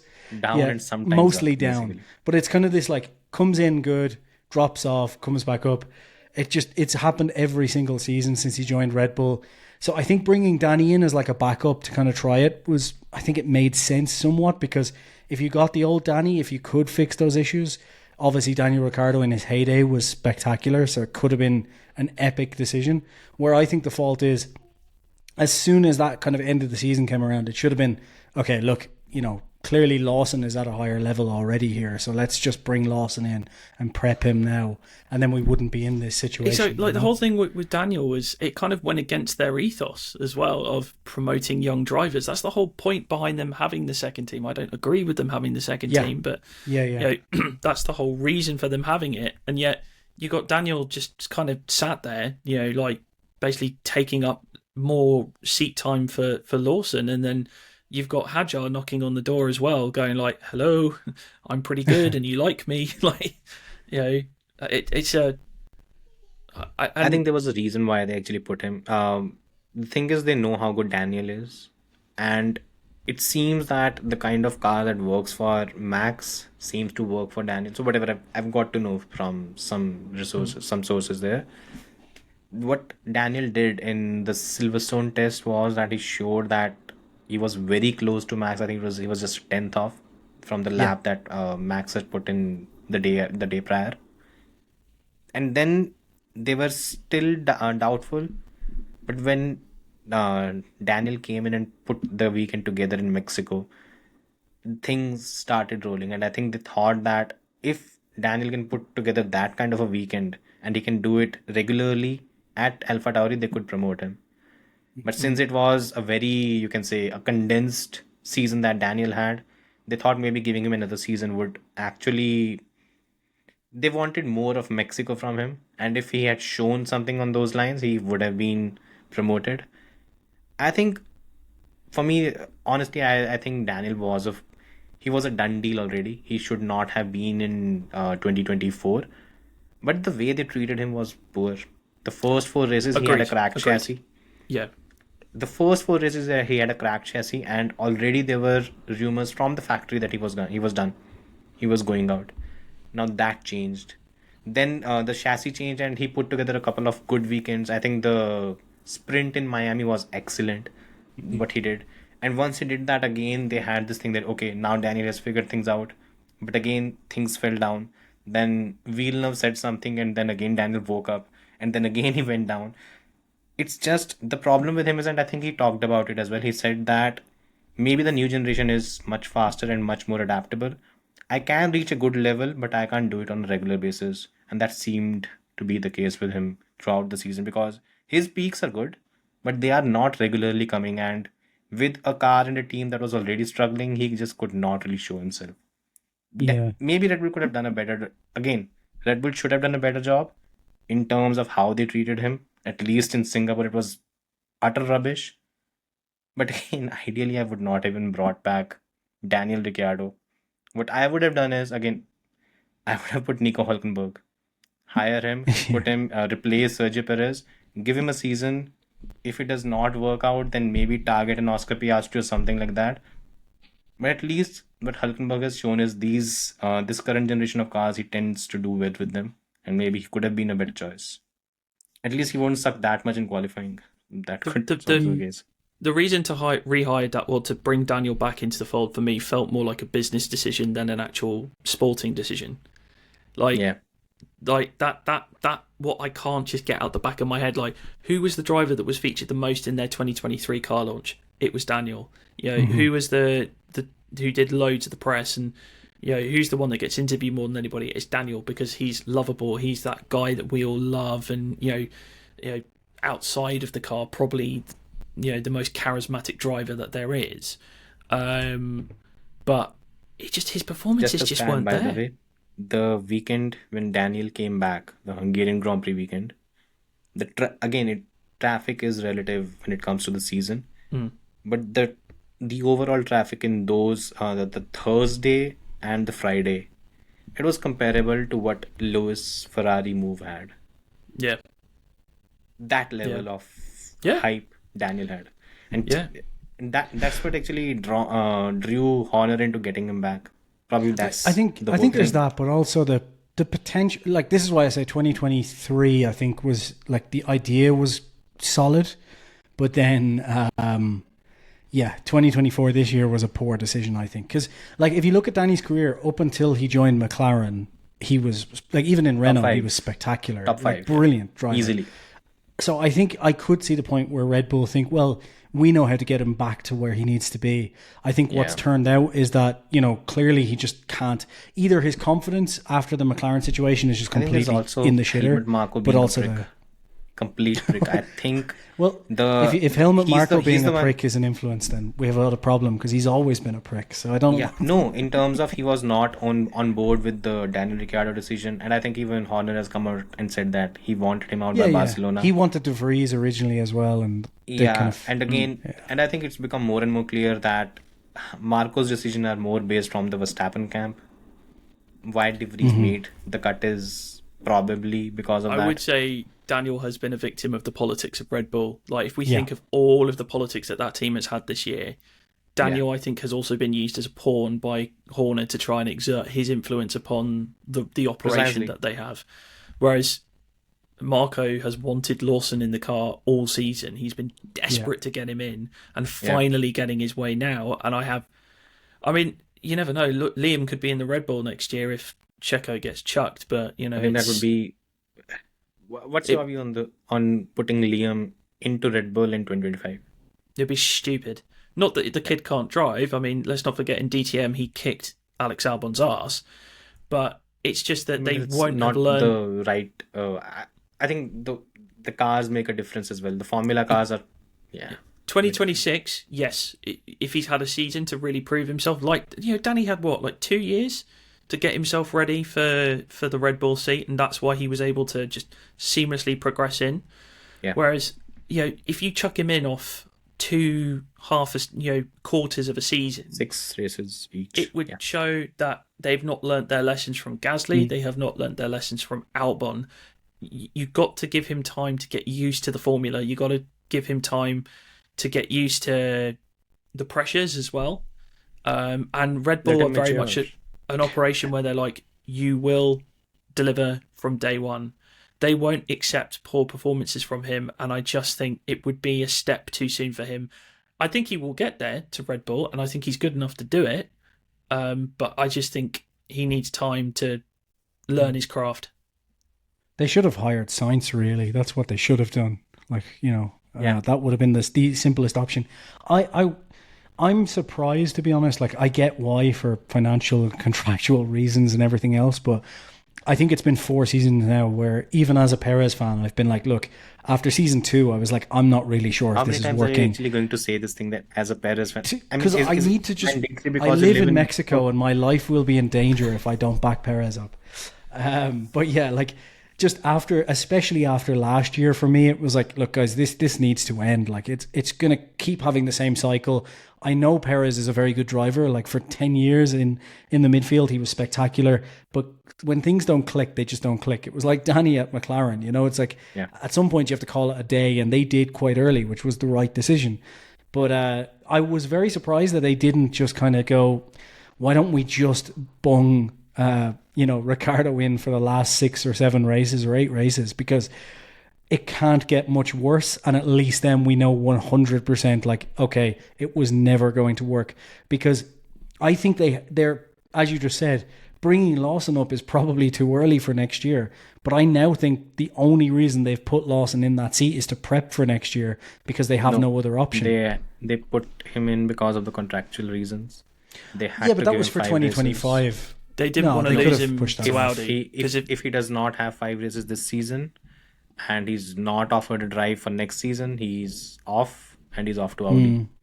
So sure, but I think you could get around that. Like at the end of the day, if they said to him, look, we'll guarantee you something for next year, or you can go to Audi and throw it away. So that's sure. But if they, you know what I mean, they could have guaranteed him the at least the V-carb drive for 2025.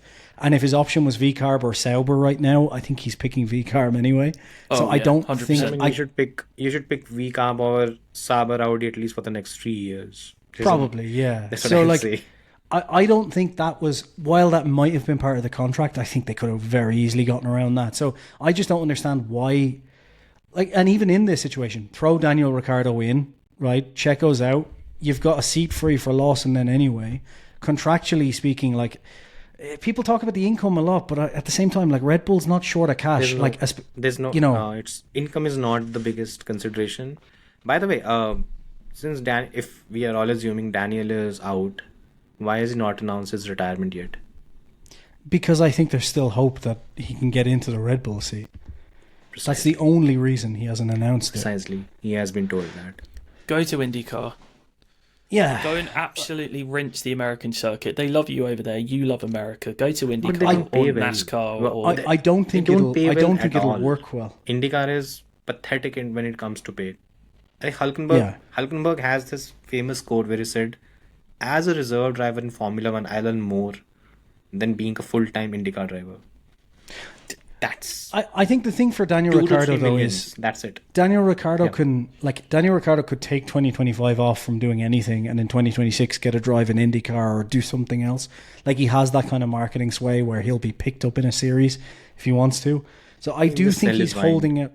I do think he's holding out hope. The only thing I would be concerned about if I was Daniel Ricciardo is that dangling carrot has been there for like a year and a half now already. And I do think part of it is they're telling him, look, we might give you the seat in 2025, because they might be in a situation where maybe, if Perez continues to be utterly shit for the rest of the season and Lawson doesn't perform over the 6 races as expected, then maybe they're in a position where they're like, fuck, right, we might as well just swap this out now. Like, there's no better option off the bat. I just don't see. I think it's going to be a last resort. In Red Bull in 2025. I just don't Neither see do it. I.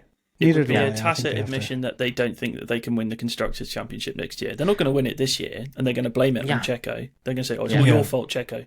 Not our fault. We didn't have a crap car for the whole stint of a season.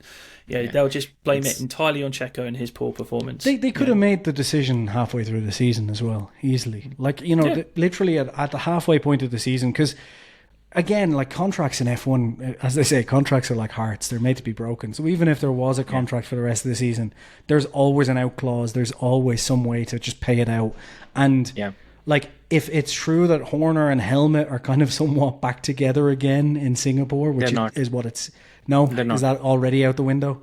I was going to say he could easily get the funds from Austria if needs be, because I think that has been the one thing stopping him, is the funds. Like, this political play, kind of, from my understanding, Horner doesn't want to take money from Austria. That's basically the consistent kind of factor behind a lot of this, I think. Because as soon as he takes money from Austria, more money from Austria, I mean, he has to then take some decision making from them as well. And I think that's been a key issue over the last kind of 6 or 7 months. Because Dietrich used to give him free rein. Whereas if we look at VCarb, like the GmbH side, that's why they wanted it to be a sister team. Like as soon as Dietrich went, it was like, not the junior team, we can make a profit out of this if we make it a sister team. And we're seeing now that that's a stupid decision. It should be the junior team. But yeah, I think there's more behind the scenes than we. If you're Red Bull, who will you put in the 2025 car alongside Max? If it's not Checo, Yeah. Anyone? Why do you keep Franco Checo? Colapinto? I think they're going to keep Checo, to be honest with you. Like, I mean, I think they'll blame him for the constructors, but I just think we've also got to remember Checo does big business for them. Yeah. And he's very loyal to Horner. I know I said they'll blame it on him and try and get rid of him, and it's either Checo or Liam. I don't see it being Daniel. And it might be that they move Liam into the seat at Red Bull, and then they can bring Hadjar in to go alongside Yuki. But That could happen. That it actually could makes happen. sense. It could happen. I don't know. I just see in my mind's eye that Checo will be there next year, but they'll kind of be this, well, you cost us a constructor, so we're going to work, like, bear down on you even more type thing. And then he'll go halfway through the season, a la Gasly. They'll probably bring up Lawson, and then Hadjar gets the call halfway through. And yeah, I think that could be a Red Bull big shit mess, show. wouldn't it? Yeah, like big mess like they had before. It is ridiculous that they're in this situation as well, because a few years ago, like only like 2019, 2018, they were the team that had like this just raft of juniors that could come through at all times. And like half, was it something like crazy statistic? Like half of the grid were originally Red Bull juniors at that point or They something? still are. still I is. think they still are. Yeah. So like, they've all had. Yeah. I think like this is the problem that they've put themselves in by stringing this out too long. And I think if Dietrich was still around, it wouldn't Marco have has happened. stepped back. Maybe for me, Marco, I think needs to go now anyway. I think enough. He's taken one eye off the ball, and he only has one. So I don't know. Sorry, that was in poor taste. But yeah, I think he should go for next year. I think the thing is, like, I think Lawson or Checo are the only realistic options. Like, I think, yeah, like Daniel Ricciardo maybe, but then like if it doesn't work out, it just looks terrible for everyone because it's kind of obvious that it wasn't going to work out. And then the problem with Yuki as well is I rated Yuki highly, but over the course of the last season and a half against Lawson and Ricciardo, it's kind of said to me like maybe Horner's right. Maybe Yuki isn't the guy for this, because as much as Yuki was brilliant, even against Daniel Ricciardo, who we all agree I think isn't the old Daniel Ricciardo, he hasn't been smashing Daniel. Like it seems that way because the first part of the season he was, but once kind of Daniel ramped up a little bit over the last 8-9 races, it's been fairly even between the two. Toss-up. So if he can't beat Ricciardo, then why would you bring him up? Because you're not bringing Ricciardo up, so it doesn't. Yeah. You know what I mean? So that doesn't really play either. I don't know. It's a tough one. They should have told Jos Verstappen to shut the fuck up and brought Sainz in, but that ship has sailed. You know. I think they only there's bring more to Sainz the in science story. I think that if Max leaves. Yeah. that would have been the best agreed. thing. Yeah. Would have been nice insurance policy for them, but Hopefully there's it's something more. a I Russell think when it Sainz comes to lineup for science, there 26. seems to be something more than what has been told. Because there are a lot of people who are not a fan of the way the politics goes and the way science, the tension that he brings. I don't know what exactly happened between them in Toro Rosso, but there seems to be this case. Or maybe Red Bull is not too happy of the fact that he was the first to leave the Red Bull umbrella and move to Renault. Maybe that played a role. Who knows? Yeah. I think it's either going to be Lawson or Ricciardo in that seat next season. I don't see Checo being there, because I won't be surprised if Checo is dropped after Mexico as well. I think they're waiting for Mexico. To be honest with you, I won't be surprised whatever happens at Red Bull, because it doesn't seem to me like it no longer seems to me like a cohesive strategy. It seems like just week to week they're like, well, he seems good now, so maybe we should just fuck him in there. It's fine, like, you know. Well, they were courting George openly after Singapore, like, oh, George is out of contract, and you got Toto. They should. They should. It was. I think it was really funny that because- Toto's I like think- he's on a long contract till the end of 2025. Till 2025. What is it? I mean, if Toto gets time babysitting Kimi and pursuing Max, he might take a look at George. Because again, that's a story for a different I day. think Russell is the most underrated driver potentially on the grid right now, just in terms of where he should be. In 2026, I'd be surprised if he's at Mercedes. The way he's kind of getting treated, I think he might. Maybe Audi. Or maybe Aston. Who Maybe knows? George ain't going anywhere. I don't think so either. As the Mercedes fan in the room, he's not going. I think Toto, and he's kind of hinted at this and in the last couple of days he has said we're locked in. I think he saw this Until as Max the says only yes. opportunity to get Max. Honestly, Yeah. You and I have talked about this on Twitter. I still think Aston Martin is an option for Max. Now that Newey's gone there, I think it's an option for him. Be a big think the upgrade on problem Lance with- Stroll. Yeah, I actually no, wrote. he'd be Lance's teammate. I He'd be know, Lance's yeah. number Yeah, two. He smashes him out the park every race. But Yeah. I mean, it would be such a. I think it would be such bad parenting that first you put him alongside Vettel, who by the end of the partnership he started beating him comprehensively. Then you bring Alonso. That's more childhood trauma. Then you bring Max as a teammate. Yeah. Lance would be like, what have I done? Yeah. Why am I even here? I do think I Russell, mean, could you put a Logan Sargent next to me or a Joe Guan Yu maybe just for a season or something? I do think Russell and next year is going to be so much fun because there's going to be so many interesting storylines. But Yeah. I do think Russell alongside Antonelli. I think Antonelli's going to have some really high peaks, but obviously he's going to be inexperienced. But I do think that's where people are going to start taking notice of just how good George is, because as I've said a few times on this podcast, you can only have it one of two ways when you talk about George on F1 Twitter, in my opinion, which is people will either say, along with I do, which is both George and Hamilton are driving brilliantly at the minute, right? That's my opinion on it. That's a fact. And then there's people who say, oh, well, George isn't that good. And my opinion then is, well, if George isn't that good, then Hamilton has really dropped off. And I think it's going to be interesting next year because I think people will hopefully finally see that Russell is brilliant. It's just he's been up against Hamilton. And it's hard to look brilliant up against Hamilton. Same as any of these drivers. George has gone in Verstappen, and for done example. an amazing job. I think the one criticism we have of him is that he is still a little bit unkind on his tyres. Generally, I know Spa was... I'd say it's Lewis being utterly brilliant. I think Yeah, no, Lewis I is mean, probably you are- at the top when it comes to that. The stuff that he's doing with the car. Lewis is the ultimate tyre whisperer, but George has... doesn't matter how many times George outqualifies Lewis, they always end up back together in the race, be it through poor strategy one way or the other. Sabotage, of course. Sabotage? Oh, yes, God, of course. yeah.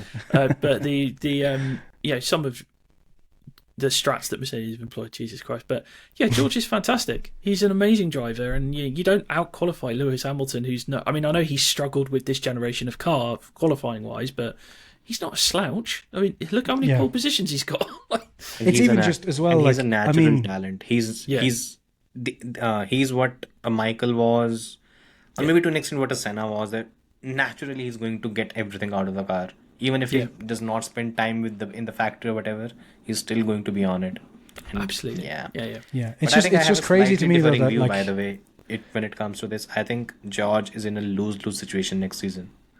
Because unless he smashes Kimi out of the park, any weekend he loses out to Kimi, he's going to look worse. Yep. And That is if true. he beats Kimi, he's actually supposed to beat Kimi. So there's no winning for him next The season. only way George wins in that situation is if he wins the title. championship. If he wins the championship, which It I doesn't don't matter. think he's not going to. I don't think he'll win the championship next year. But The car Yeah. is, I mean, if just the don't- car I is still there, think I don't Mercedes- think... If the car is there, I think he can.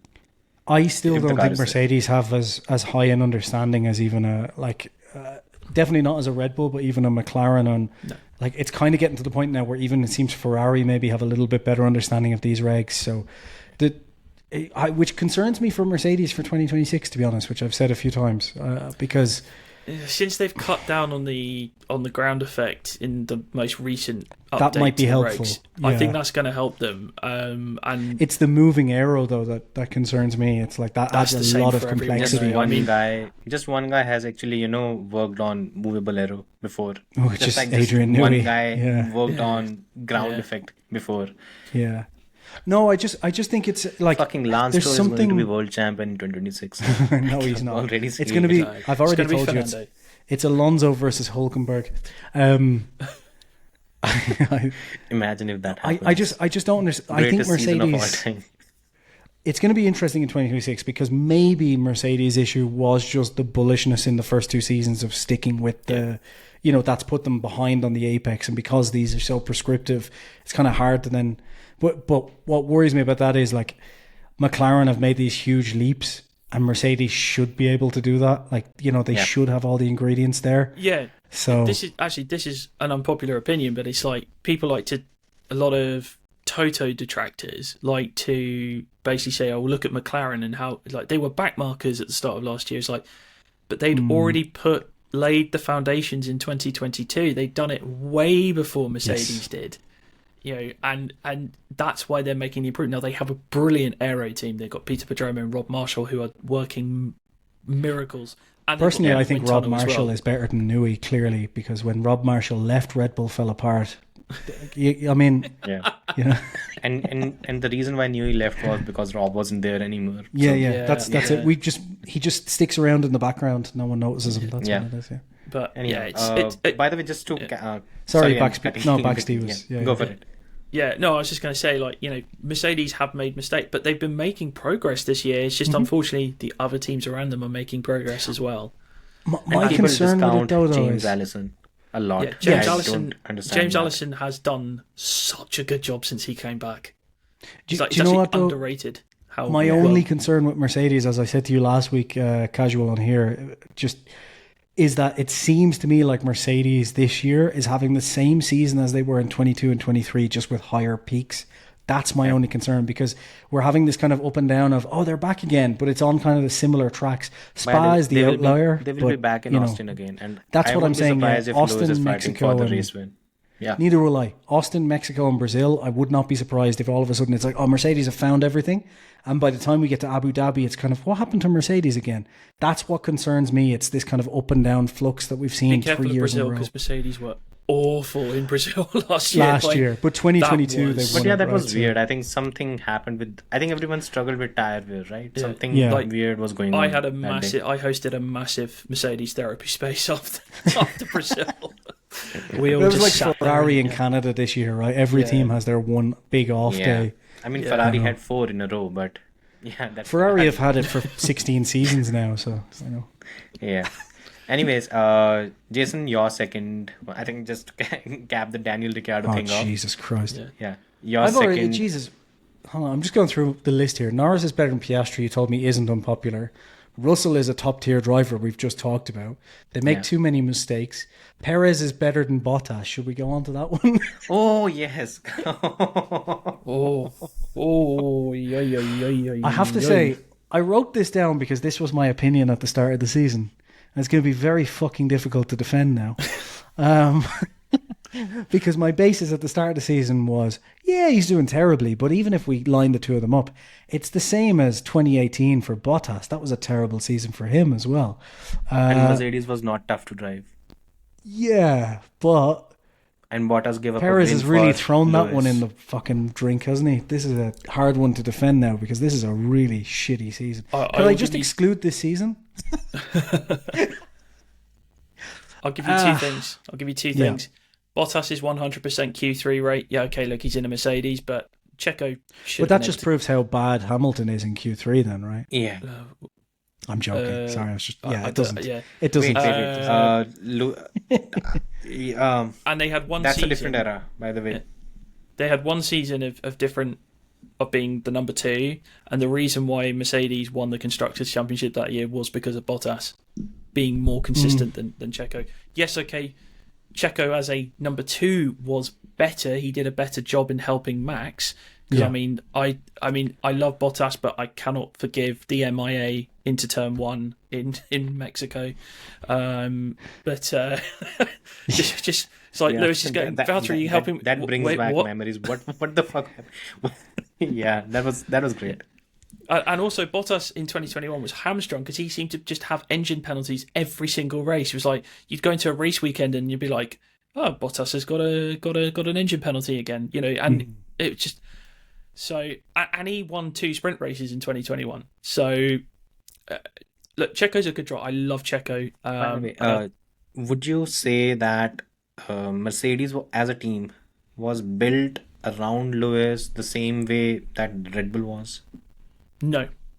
I think Mercedes it was built around Lewis in 21 out of necessity, but Mercedes Not in is that always sense, in the sense that whatever comes to the car, both drivers have equal opportunity to give feedback. yes, absolutely, yeah, because In Red Mercedes Bull, is you very have much let one them race. driver. The entire car is built for one driver, and the other driver has to It's suck it definitely up and not drive. that way for Perez and Verstappen. It's definitely not that way. I think Yeah. everyone agrees. When on it comes to Yeah. precisely, and when it comes to Mercedes, it was basically both drivers had.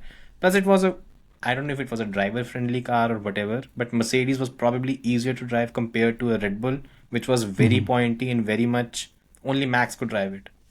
And Checo had to make do with whatever he had and drive the car.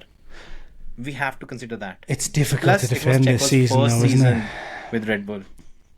I think it was Bottas's 5th season or something. I don't know. Yeah. Yeah, I mean that's the one counter you could like. Perez had what 3 like a day and a half in the car because they had no testing at all. Like I mean, Yeah. and I think that was part of Daniel's problem at McLaren as well, that just didn't have that much testing. The conclusion I came to when I actually argued this out earlier this season before Checo went to absolute shit was that essentially the way I worked it out was, if you look over the course of their careers, essentially Bottas has been out and out the better qualifier, consistently the better qualifier, but Checo has been better generally in racecraft, and that was the way it was. This season has been testing of that, to be honest, in both situations. However, that being said, this season is also Bottas is 23rd in a 20 driver championships. Yeah, Bottas has been. I mean, you say let's exclude Perez. I mean, Bottas has been ranked. I mean, This to be fair, season, yeah. Bottas has been ranked since he left Mercedes. Like, I mean, I think I still he's- maintain I would still I think he's back. fine this season, but I think what Bottas is doing this season, he should have done in the last 2 seasons, and he would not. And if he had done that, he would not be losing his seat at Sauber. Well, If the way potentially. he's performed, yeah, he wouldn't be. The thing is, last 2 seasons, he's been. How can he let someone like a Joe Guanyu be competitive against him? In 2022, There's- he was quite good he as should well, not. right? Like 2022, he was pretty good in that car. First He few was races good. he was, good yeah. in patches, Yeah. but then he had to go and. I mean, he basically opened up, started living life a bit. Because look, we remember the Mercedes Bottas, and you compare him right now. I mean, he has the whole mullet and an everything, so honorary he's Australian. completely changed. Yeah. So yeah, that happens, and I think we had the yeah, we had go the ahead. discussion earlier where he's like compared their peaks, right? Well, I mean, Checo's best seasons were in the Force India. I would say in terms of the way he drove the car, and Bottas was definitely when he was in the Mercedes. And okay, look, the cars are not equal, so it's hard to make that comparison. But Bottas's level of performance, I still think, was higher than Perez's. Not just because of the way he qualified, but he was competitive. He did help Lewis when he needed to in those 2 years in 2018. I mean, he gave up a race win, which he should never have been made to do. Russia, but right? Yeah. yeah, that was ridiculous. But Papaya Yeah. rules.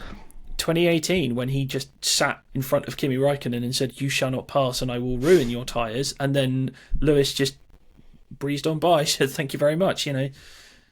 That's why I think, and I think Bottas could hang with Lewis as well. Like qualifying wise, the gap between them wasn't as big as it could have been. And also, 6 to Lewis said 6. in It's 2 out of 2020, 3 every time. Yeah. yeah, Lewis said in 2020, he said, the reason I'm driving so fast is I have somebody very fast behind me, keeping me honest. He knew that if he made a mistake, Bottas could get past him and go on and win the race. So, that's why I think Disagree. Bottas is better than Perez.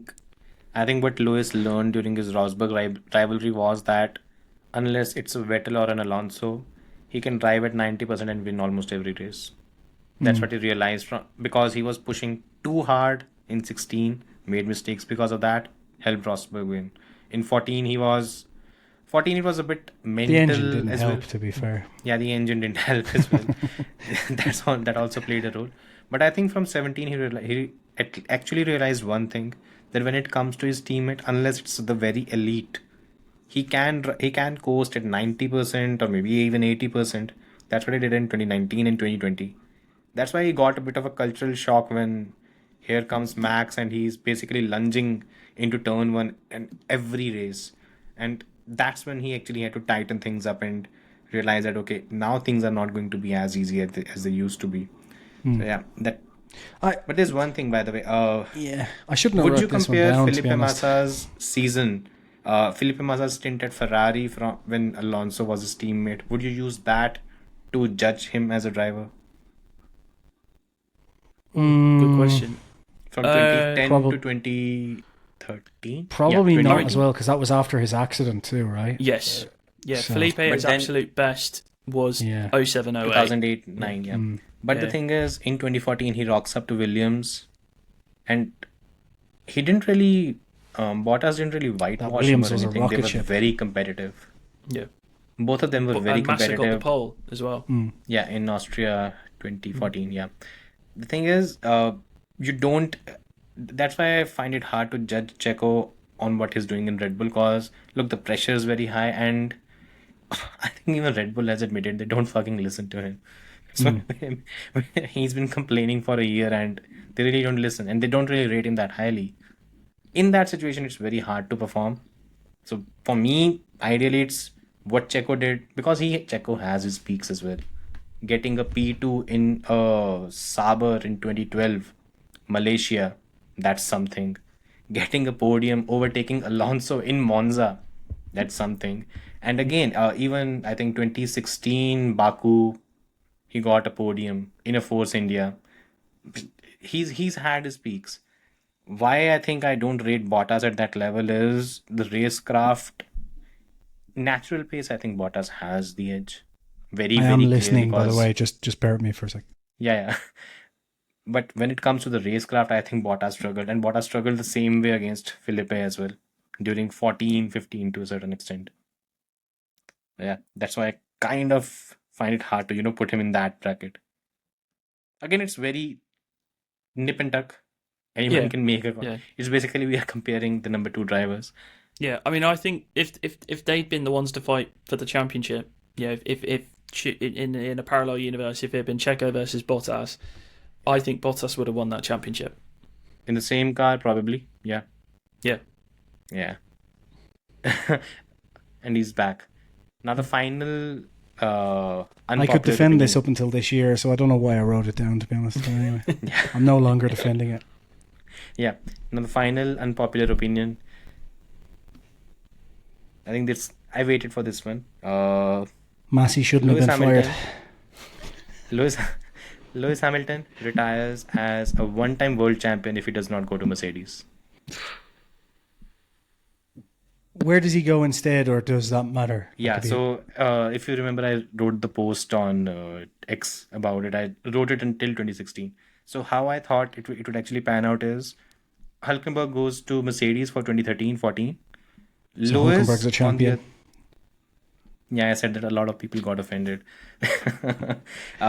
So Lewis, I think what was going to happen in 2014 is Alonso will be fed up and he will be looking to move. At the same time, I think in 2014, Vettel is also fed up and he's also looking for a move. Mercedes, on the other hand, has approached Vettel twice in 12, 13 and 11, something like that. So they replaced one of the Nicos with Vettel. It was Vettel only moves to 11, I Mercedes. think, wasn't it? Or was it 11, 11 and and 13? 12. In 12, the order in which Mercedes went about was, I think it was Alonso, they approached first, then it approached Vettel, then Lewis, and then it was Nico. I think that was the order they said. I know they wanted Vettel anyway because he was German world champion, so that was obvious. That was who they were going to Yeah. go for.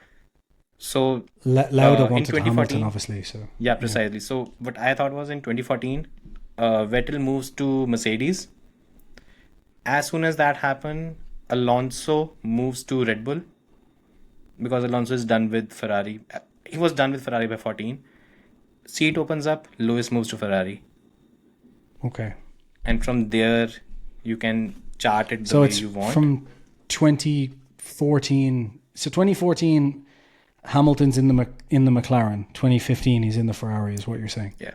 Yeah. And 2014, So he Vettel's... doesn't leave at the end of 2012. He stays for an extra 2 years. And yeah. That's what you're because, saying. no Okay, 'cause contract was Vettel- there, right? So does Vettel go to Mercedes? Vettel goes is to what you're saying? Mercedes. One of the Nicos What is year moved does aside. he go to Mercedes? 2015. Because that's 2015. From 2015 onwards, you have in Mercedes, Vettel, Alonso is at Red Bull, and Lewis is at Ferrari. And McLaren that's is in a- the gutter, by the way, because it has Yeah. Honda. So Yeah. Well, like if he goes to Ferrari, right, in 2015, yeah, he obviously doesn't win 15 and 16 because there's just no way that Ferrari's winning, right? Regardless. yeah, He doesn't win 19 because they cheated, so that's that, right? 2020 not a chance, and 2021 not a chance, right? So basically it's a question of 17 and 18. yeah, essentially. So do I think Lewis would have made the difference in a Ferrari in 17 and 18? I think he could have done better. I'm just not sure whether he would have cinched the title. And I think at most one of the seasons, not two. Put it that way. Yeah, So I think he wins one of them. I think he probably wins 2018, I think. maybe, yeah. I don't think so. And the reason is not only the internal politics, whatever. Ferrari took off 4 to 5 races worth of upgrades when the car got slower. And then the car started performing. That is the team and the outfit that we are talking about. We're In also the not second- taking into in the account second how half much of the mental season, by the damage way, they would on have done pace. to him in 15 and 16. Well, yeah, there is that. Yeah. That's true. But I think if Lewis went to Ferrari, he would have this mindset that it's going to be a long-term project. He had a similar mindset when he went to Mercedes as well. So, yeah, probably that's not going to be an issue. Could you make an argument he could have won 19? I mean, they were quick. I mean, Ferrari's biggest problem in Do you think 19 he'll was... stay until 2019? That's also a question. Well, let's after assume let's the assume he team did. principal changes, Marchione is gone. the thing is, yeah. I don't know, because I think if Vettel goes to Mercedes, right? Yeah. The question is then, does Vettel beat Rosberg? Which I think he does. Probably, like 2016, if all of the same factors that happened to Hamilton happens to Vettel, then he could lose that to Rosberg, because a good chunk of that was about Lewis lost 4 reliability. races because of a poor start. 4 races. Sure, okay, but there was also the reliability, everything else as well. So I'm not sure if I think it's still close. What the outcome is, I don't know, but I think it's still close. 15 he wins. Like, I think he beats Rosberg in 15 without, because he did so well in Ferrari in 15, considering where the Ferrari was and everything. I think going in, that renewed energy and everything else, I think he beats Rosberg. The question is then, does Rosberg leave at the end of 2016 the same way if he wins, for example? He won't. Rosberg left because he was drained up with the battle. He was drained against fighting Lewis. Hamilton. So, like, if it's a new person, that's my point. Like, does he still win the championship and go, or is it because it's a new person? Does Does stay? he have Because to go to the same lengths he went to beat Lewis, to beat Seb?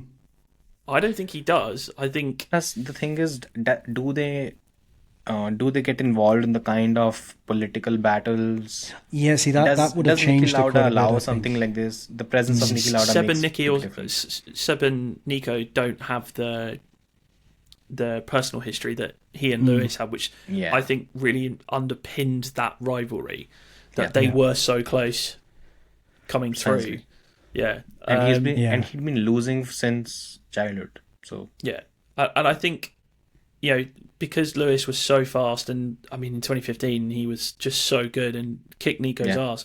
And I've listened to Nico talk about this on when he had his own podcast, and he just said the lengths he was going to, it was unsustainable. So I think, but does he do that to beat Seb? Maybe, but probably not to the same extent, like as deep down the hole as he went to beat but the Lewis. thing is, I don't think it gets dark. But if you run through all of that as well, though, Casual, the problem is, right, so the question I have then is, like, in Where is 19, Max? for example, well, there's where is Max is one question. The other question is, like, does Vettel drop out after 7 championships? Because I don't think he wants to take the the eighth away from Oh no, he does. Michael. He's, Oh, yeah, he would have I don't know. he would have done it for Michael actually, because That's a good way for I him think- to spin it, but I'm I doing mean, this he for said you, so. Michael. You say Yeah. where's Max? I think Max is in a Mercedes. Let's not forget Toto wanted him. ideally that's what I thought. So it would be Seb and Max. Mm, In which year? 17, wouldn't it? But Well, then the problem no, is I you mean- can't give him the seat before then. Maybe That's maybe he ditches both of the Nicos and they just say, nah, both of you go away and go and bring Seb and Max in. And Seb beats Max for at least 2 years, maybe 3. And then from 2018 onwards, maybe Max would have a better chance. But So I think at most, though, I think in that scenario, Lewis is a 2-time world champion at most. yeah, Definitely, like, and I think you could argue all day whether he wins the second or not, but I do think he could have won one of them. Whether he does or not is In a different 2017, question. one 17, 18 or 2018, 19, he could there win was those. one pole position for Ferrari in the second half of the season. One. And it's a season of two halves. Everyone continues to look winning at the first half and 2019 say is- that, okay, Ferrari was great. That's just not how things work. You have to be good for the entire season. Winning The second half- 2019 completely depends on who's in the Mercedes, doesn't it? Like, it completely depends on who's in the Mercedes. Because, Yeah. like, if you have anyone competent in the Mercedes, I think no. If you've got Bottas and, like, I don't know, if it's Bottas and I'm just trying to think who, Bottas Latifi, will not obviously be there, not. right, in that case, because... Latifi, yeah, sorry, I don't know why I, mean, yeah. picked Latifi. I think actually the thing is why this opinion came up was because I was actually going through I stopped at 2016 and I saw, okay, if it is at this stage in 2016 where Lewis is still a one-time world champion, he goes through 17 and 18, and we tend to forget the kind of mental damage it did to Vettel, because in 2019 he was not the same driver that he was at his peak, and that's what Ferrari does to you. And if that's what Ferrari did to Lewis, I think he retires by 2019. He'll be 30. That's the other thing, yeah, as well. old Like, will how he be? long does he 30 stick around? 33, 34? Yeah, Something like like how that. long does he stick around as a one-time world champion? I think holding he out would have hope, you know? engineered a move away from Ferrari. Ferrari, yeah. Yeah. But may then have looked wherever to he try and get- goes is worse, realistically. You know, there's no. He may have looked to go to Red Bull, possibly. But then Yeah, I at know Red Bull, he doesn't. We are discounting the fact that Alonso at Red Bull means Red Bull implodes like anything. So, I mean, that's what Alonso does wherever he goes. So, Well, yeah. Yeah. yeah. Or he goes. Jesus. Well, no, he wouldn't go back to McLaren, would he? Because they were such a crap team back then. But No, no. That's worse. I mean, it's at least literally he's he would have had to have fighting gone to Red Bull basically, and that's it. Like there was no other option available to No. him, or Mercedes sign him later. Yeah. But there's He no. might have gone to Renault because it's a works team, and seeing how the whole thing happened with Mercedes, maybe Renault, because Renault also had Alain Prost at the time. I think after 2018, Lewis does not stick around at Ferrari. That's for sure, because the kind of mental damage it does. And actually, that kind of tells you how significant Mercedes is for Lewis's legacy in Formula One. That's my whole point. We tend to discount the fact that if Lewis had not taken that call, We've had this whole argument before, haven't we? Where I've said that as great as Lewis is, Lewis not owes more made to that Mercedes call. than By the way- Mercedes owe to Lewis. But Yeah. I think And in I think you 2013, could by the also way, say the if same he- about every world champion with their Of team. course, yeah, realistically, yeah. So it is. Alonso, I just made the point because people kept saying, Mercedes owe Lewis so much, and I was like, well, it's imbalanced that Mercedes Lewis owes more to Mercedes, and then people argued with me, and they're like, well, you wouldn't say the same thing about Schumacher, and I'm like, yes, I would. Like, I would. it's- I'd say it a bit less, honestly, for what Michael did, because Michael Maybe toiled just hard because of for the big 4 or 5 run-up. years. the big And Michael run-up. got in as a two-time world champion at Ferrari as Yeah. well. Like whereas. Yeah. Yeah, like for example, like look at all the success that Charles having. Charles would have none of it if Ferrari hadn't have taken a risk and brought him into the sport and True. also done it to really honour Jules as well, who had really pushed for Charles to be in the sport and then Don't you think Charles would have been picked up anyways? If it's not Ferrari, teams were... After his Haas test, Probably, the private test he yeah. did with Haas. But Haas- I think he's Gunther right to say Steiner said as that he early. was faster than Magnussen already. And it was a test done in 2017, something when he was GP3. He was competing in GP3. like would It probably would would have George have taken made longer, it though. without Mercedes? Would Vettel may have come in a bit later than he did because he didn't have the Red Bull backing. Like Seb wouldn't have got to where he was. Yeah, like he would have come in with BMW potentially, but they wouldn't have given him competitive machinery. They wouldn't have been there. Well, Sauber just disappeared, or BMW Sauber just disappeared. I agree with Jason there. It's like it's all circumstantial. Like Mercedes, they owe him a lot, but he owes them just as much back. Yeah. The thing is, like, the best drivers get the best seats, which is true, but at the same time, like, it's always the team is definitely, I think, always owed more than the driver. Pretty much there's very few circumstances where that's not the case. But then, I think Lauda, the argument to what extent Ferrari owe him more. I do think the further back you go as well is different, right? Yeah. The further back you go is different. In terms of where Ferrari was, to an extent, I think McLaren owe Mika Hakkinen a lot because he was the only guy that stuck with Ron. Even though Mika was approached by Williams every year because they actually called him the Schumacher beater. The reason I say the further back you go, the more important it is because the further back you go, the more driver input actually counts for, because the simulation tools have gotten so much better that realistically, like, you can have a driver sit in, do a few laps, and then you can kind of extrapolate the rest. Whereas back in the past, it was like you needed that driver to go out on the track and tell you from feeling what they wanted. Like, that was Newey's famous thing of always, okay, tell me what you need to go faster, and it was like the driver's input would make a huge difference there. Whereas I think these days it's less and less of that. Between the Red Bull that dominated in 2010s and the Red Bull that's dominating right now. They are completely different cars.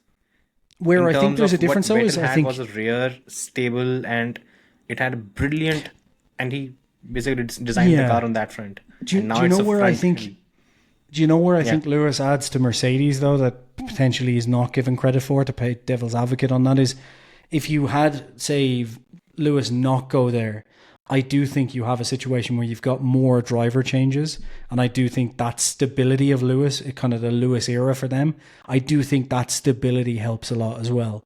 Which, people want to take it as like, well, how much has he himself actually done? But I think you could extrapolate away and say as well, just the fact of him being there and being that stable driver does a lot as well in itself without him. You know what I mean? Like, without him coming in, it's only the fourth driver change that Mercedes have had since 2010. You have someone you can build around, which is what Verstappen did as well. For having Verstappen for so long gave them the time to build around Verstappen to a championship. True. So I think that's a factor a lot of people don't. But don't you think an Alonso or a Vettel would have done the same thing?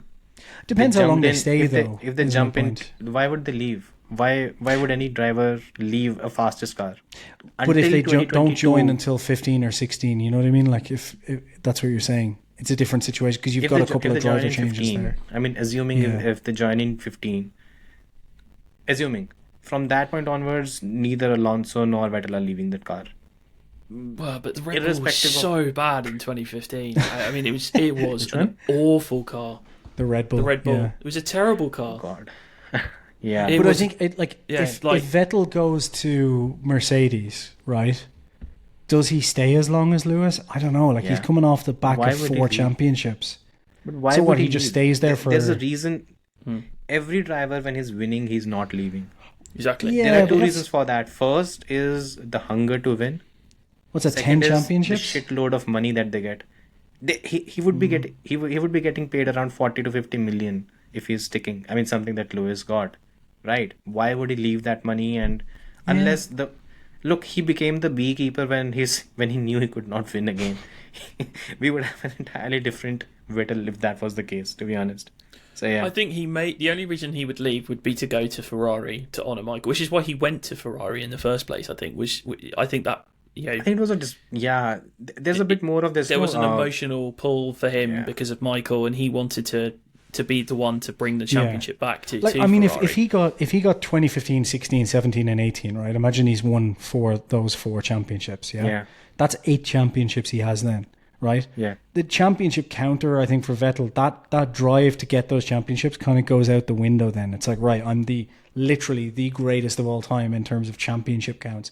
So then, I think BaxtyB's right there. Like, the only drive How then old is will he be in go to 2018? Ferrari, do something else, or retire. You know, like what else have you got to? Because I think, like I said this a lot. Like I think if Lewis wins 2021, Lewis isn't do on you the grid think- right now. But You know, do like you he has think there is nothing a else driver to prove. on the Formula One grid other than a He may have done a Leclerc season. that would have gone to Ferrari Maybe another one. Yeah. post 2018? Hmm? Do you think there is a driver on the Formula One grid who would have gone to Ferrari post 2018? Any top driver? Yeah, because you know Any what? top Just driver. the one thing. Yes, I do think so. Just because Ferrari has this I seriously doubt it. unimaginable pull all the time. Anyway, that like winning with Ferrari, they all say is just this incredible. Like it's a different level. Like it's Ferrari is Formula One. I do think a lot of humans are deluded. So I do think so. Yeah. Yeah. Like you know. Plus, Yeah. in 2018, Ferrari was an attractive prospect because Post they 2018. were Post quick. 2018. Post 2018, post- 29. Like if you're looking at that Ferrari as a driver in 2018, you're going, that's a quick car. Like, and I feel I can be a point of difference. Like, because these drivers are so singular-minded, they all think they're the quickest, regardless of the machinery they have. So right, okay, I can jump in that Ferrari and I can win a championship. They were quick in 2019, so okay, They were quick, but they took a step Spicy back engine. from. Yeah. If God, you're they saying have the joining spicy for, I mean, if you're that- saying that joining engine for was still, 2020 is a thing different, of beauty. right? But yeah, I don't know. I just don't think Vettel sticks around to win like 10 championships. I think it's like 8 and then he goes, because like I said, I just think the same with Lewis. Like if Lewis won 2021, like what's he sticking around for then? You know, like Yeah, but how old is Lewis in 2021? He's 37, yeah, of course, 36? yeah. 36, right? And if he won Vettel 2021 Vettel in 2018 would be 30. 30, 31. But he You also don't leave at 31. like he's 31 with 8 championships in the bag. Like what else has he got to do? You know that way. Like there's nothing. Yeah. Like I think that's the thing as well. Like I mean, Ricardo maybe 100 race wins, maybe possibly. Yeah. That would be the one thing driving him He forward to get to probably 100. would have that by then. he though, would right? have that by then, right? I would imagine. Because He how was many did he already have? at what he retires at 53, 54. He had And, about 40 odd, 30 to 40 odd when he left Red Bull. So Yeah. yeah, Let me just look at what- Yeah, he no, may have been no, on no, about no, that's 80 a or lot. 90. That's a lot. Well, he has 53 wins 16. now, even with being in Ferrari. So I think Yeah. So if we are saying from yeah. 15, 16, 17, 18, that's 4 years. So he'll have to win 15 each year. 15 is a lot. No, he wouldn't do that. No, No. probably not. 15 is a lot. Not with Nico So, Rosberg yeah. in the car. If it Yeah. was Nico Yeah. Rosberg, yeah. I don't know. Yeah. I just don't see him sticking like that much longer. Yeah. To be honest, I think it's kind of like you're just driving around for a paycheck at that point. Which I think you have enough $50 money. million It's kind of like, paycheck.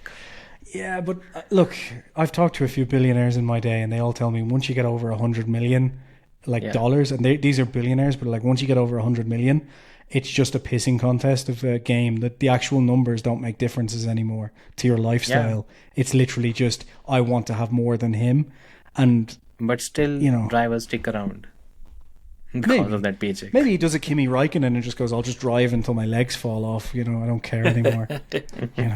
Yeah. I mean, anyways, it's been fun. I mean, a lot of things. I actually expected this one to get heated, but it was very civil. Yeah, unfortunate. Why did you pick a reasonable Lewis Hamilton fan? What were you doing? Like, there's plenty of Yeah. unreasonable ones on Twitter. Bring what's that guy? The one you've had a chat with, the driver. Listen, there's a range Philpott, of Verstappen and Bradley Philpott. Bring him. No. Here's the problem though. Bradley Philpott on Twitter and Bradley Philpott talking on a podcast are two very different Bradley Philpotts. What He we'll is a do is we'll perfectly just put his reasonable tweets in human front. being. Yeah. What we'll do? Basically, it's a roast. No, I want to have a podcast with me, you, FIA girly, and I'm trying to God. think. Yeah. Yeah. Bring those guys on. There's another. They have this podcast. And then there's Max 33 or something. I can't remember his name, but he's like, Yeah. is it the one that's like an he's lost. absolute He's- out and out Verstappen fanboy that just can't say anything bad about Verstappen? He's apparently gone on a tangent where he's calling Herbert. Well, a I just sexual want both predator. of them on the podcast, and I'm going to open it by saying neither of these drivers would ever Fight. win without the cars. Argue. Yeah. And then I'll just like switch my mic off, go for dinner, come back. It's like, oh, it's recorded now. Cool. Yeah. Done. Good job. Cool. No, this was really good. Anyways, that thank was you, fun. Baxty. That's No, fun. thank good you for having conversation. me on. Thank you for having No, me cheers. Went longer than I expected as well. on. Nearly Casual over talk 2 too hours. much. Yeah, geez. Yeah. Imagine if mobile was also there. Oh, I was God. changing nappies during this as well. This has been an eventful 2 hours for me. Not yours, right? Yeah. How do you think I get through these long podcasts? I mean, I keep a bottle handy, so On that note, on that bombshell. on that bombshell. Thanks for watching, guys. I hope you liked this one. We teased a bit of it on Twitter, and I think I shared a post on You did. YouTube as well. So I hope you guys liked it. 6 unpopular opinions, some popular ones as well. We had a bit of a If you're chat. not We offended, had a- don't subscribe. That's the key. Please be offended. Please subscribe, drop a comment, and do tell us what do you think about these unpopular opinions. So yeah, thanks for watching. Hit subscribe, drop a comment, bring a friend along, and thanks. Take care. Bye bye. Next week's podcast, by the way, is Hitler. If he had gone south, would he have won more land? Enjoy. Oh, Talk to you soon. shit.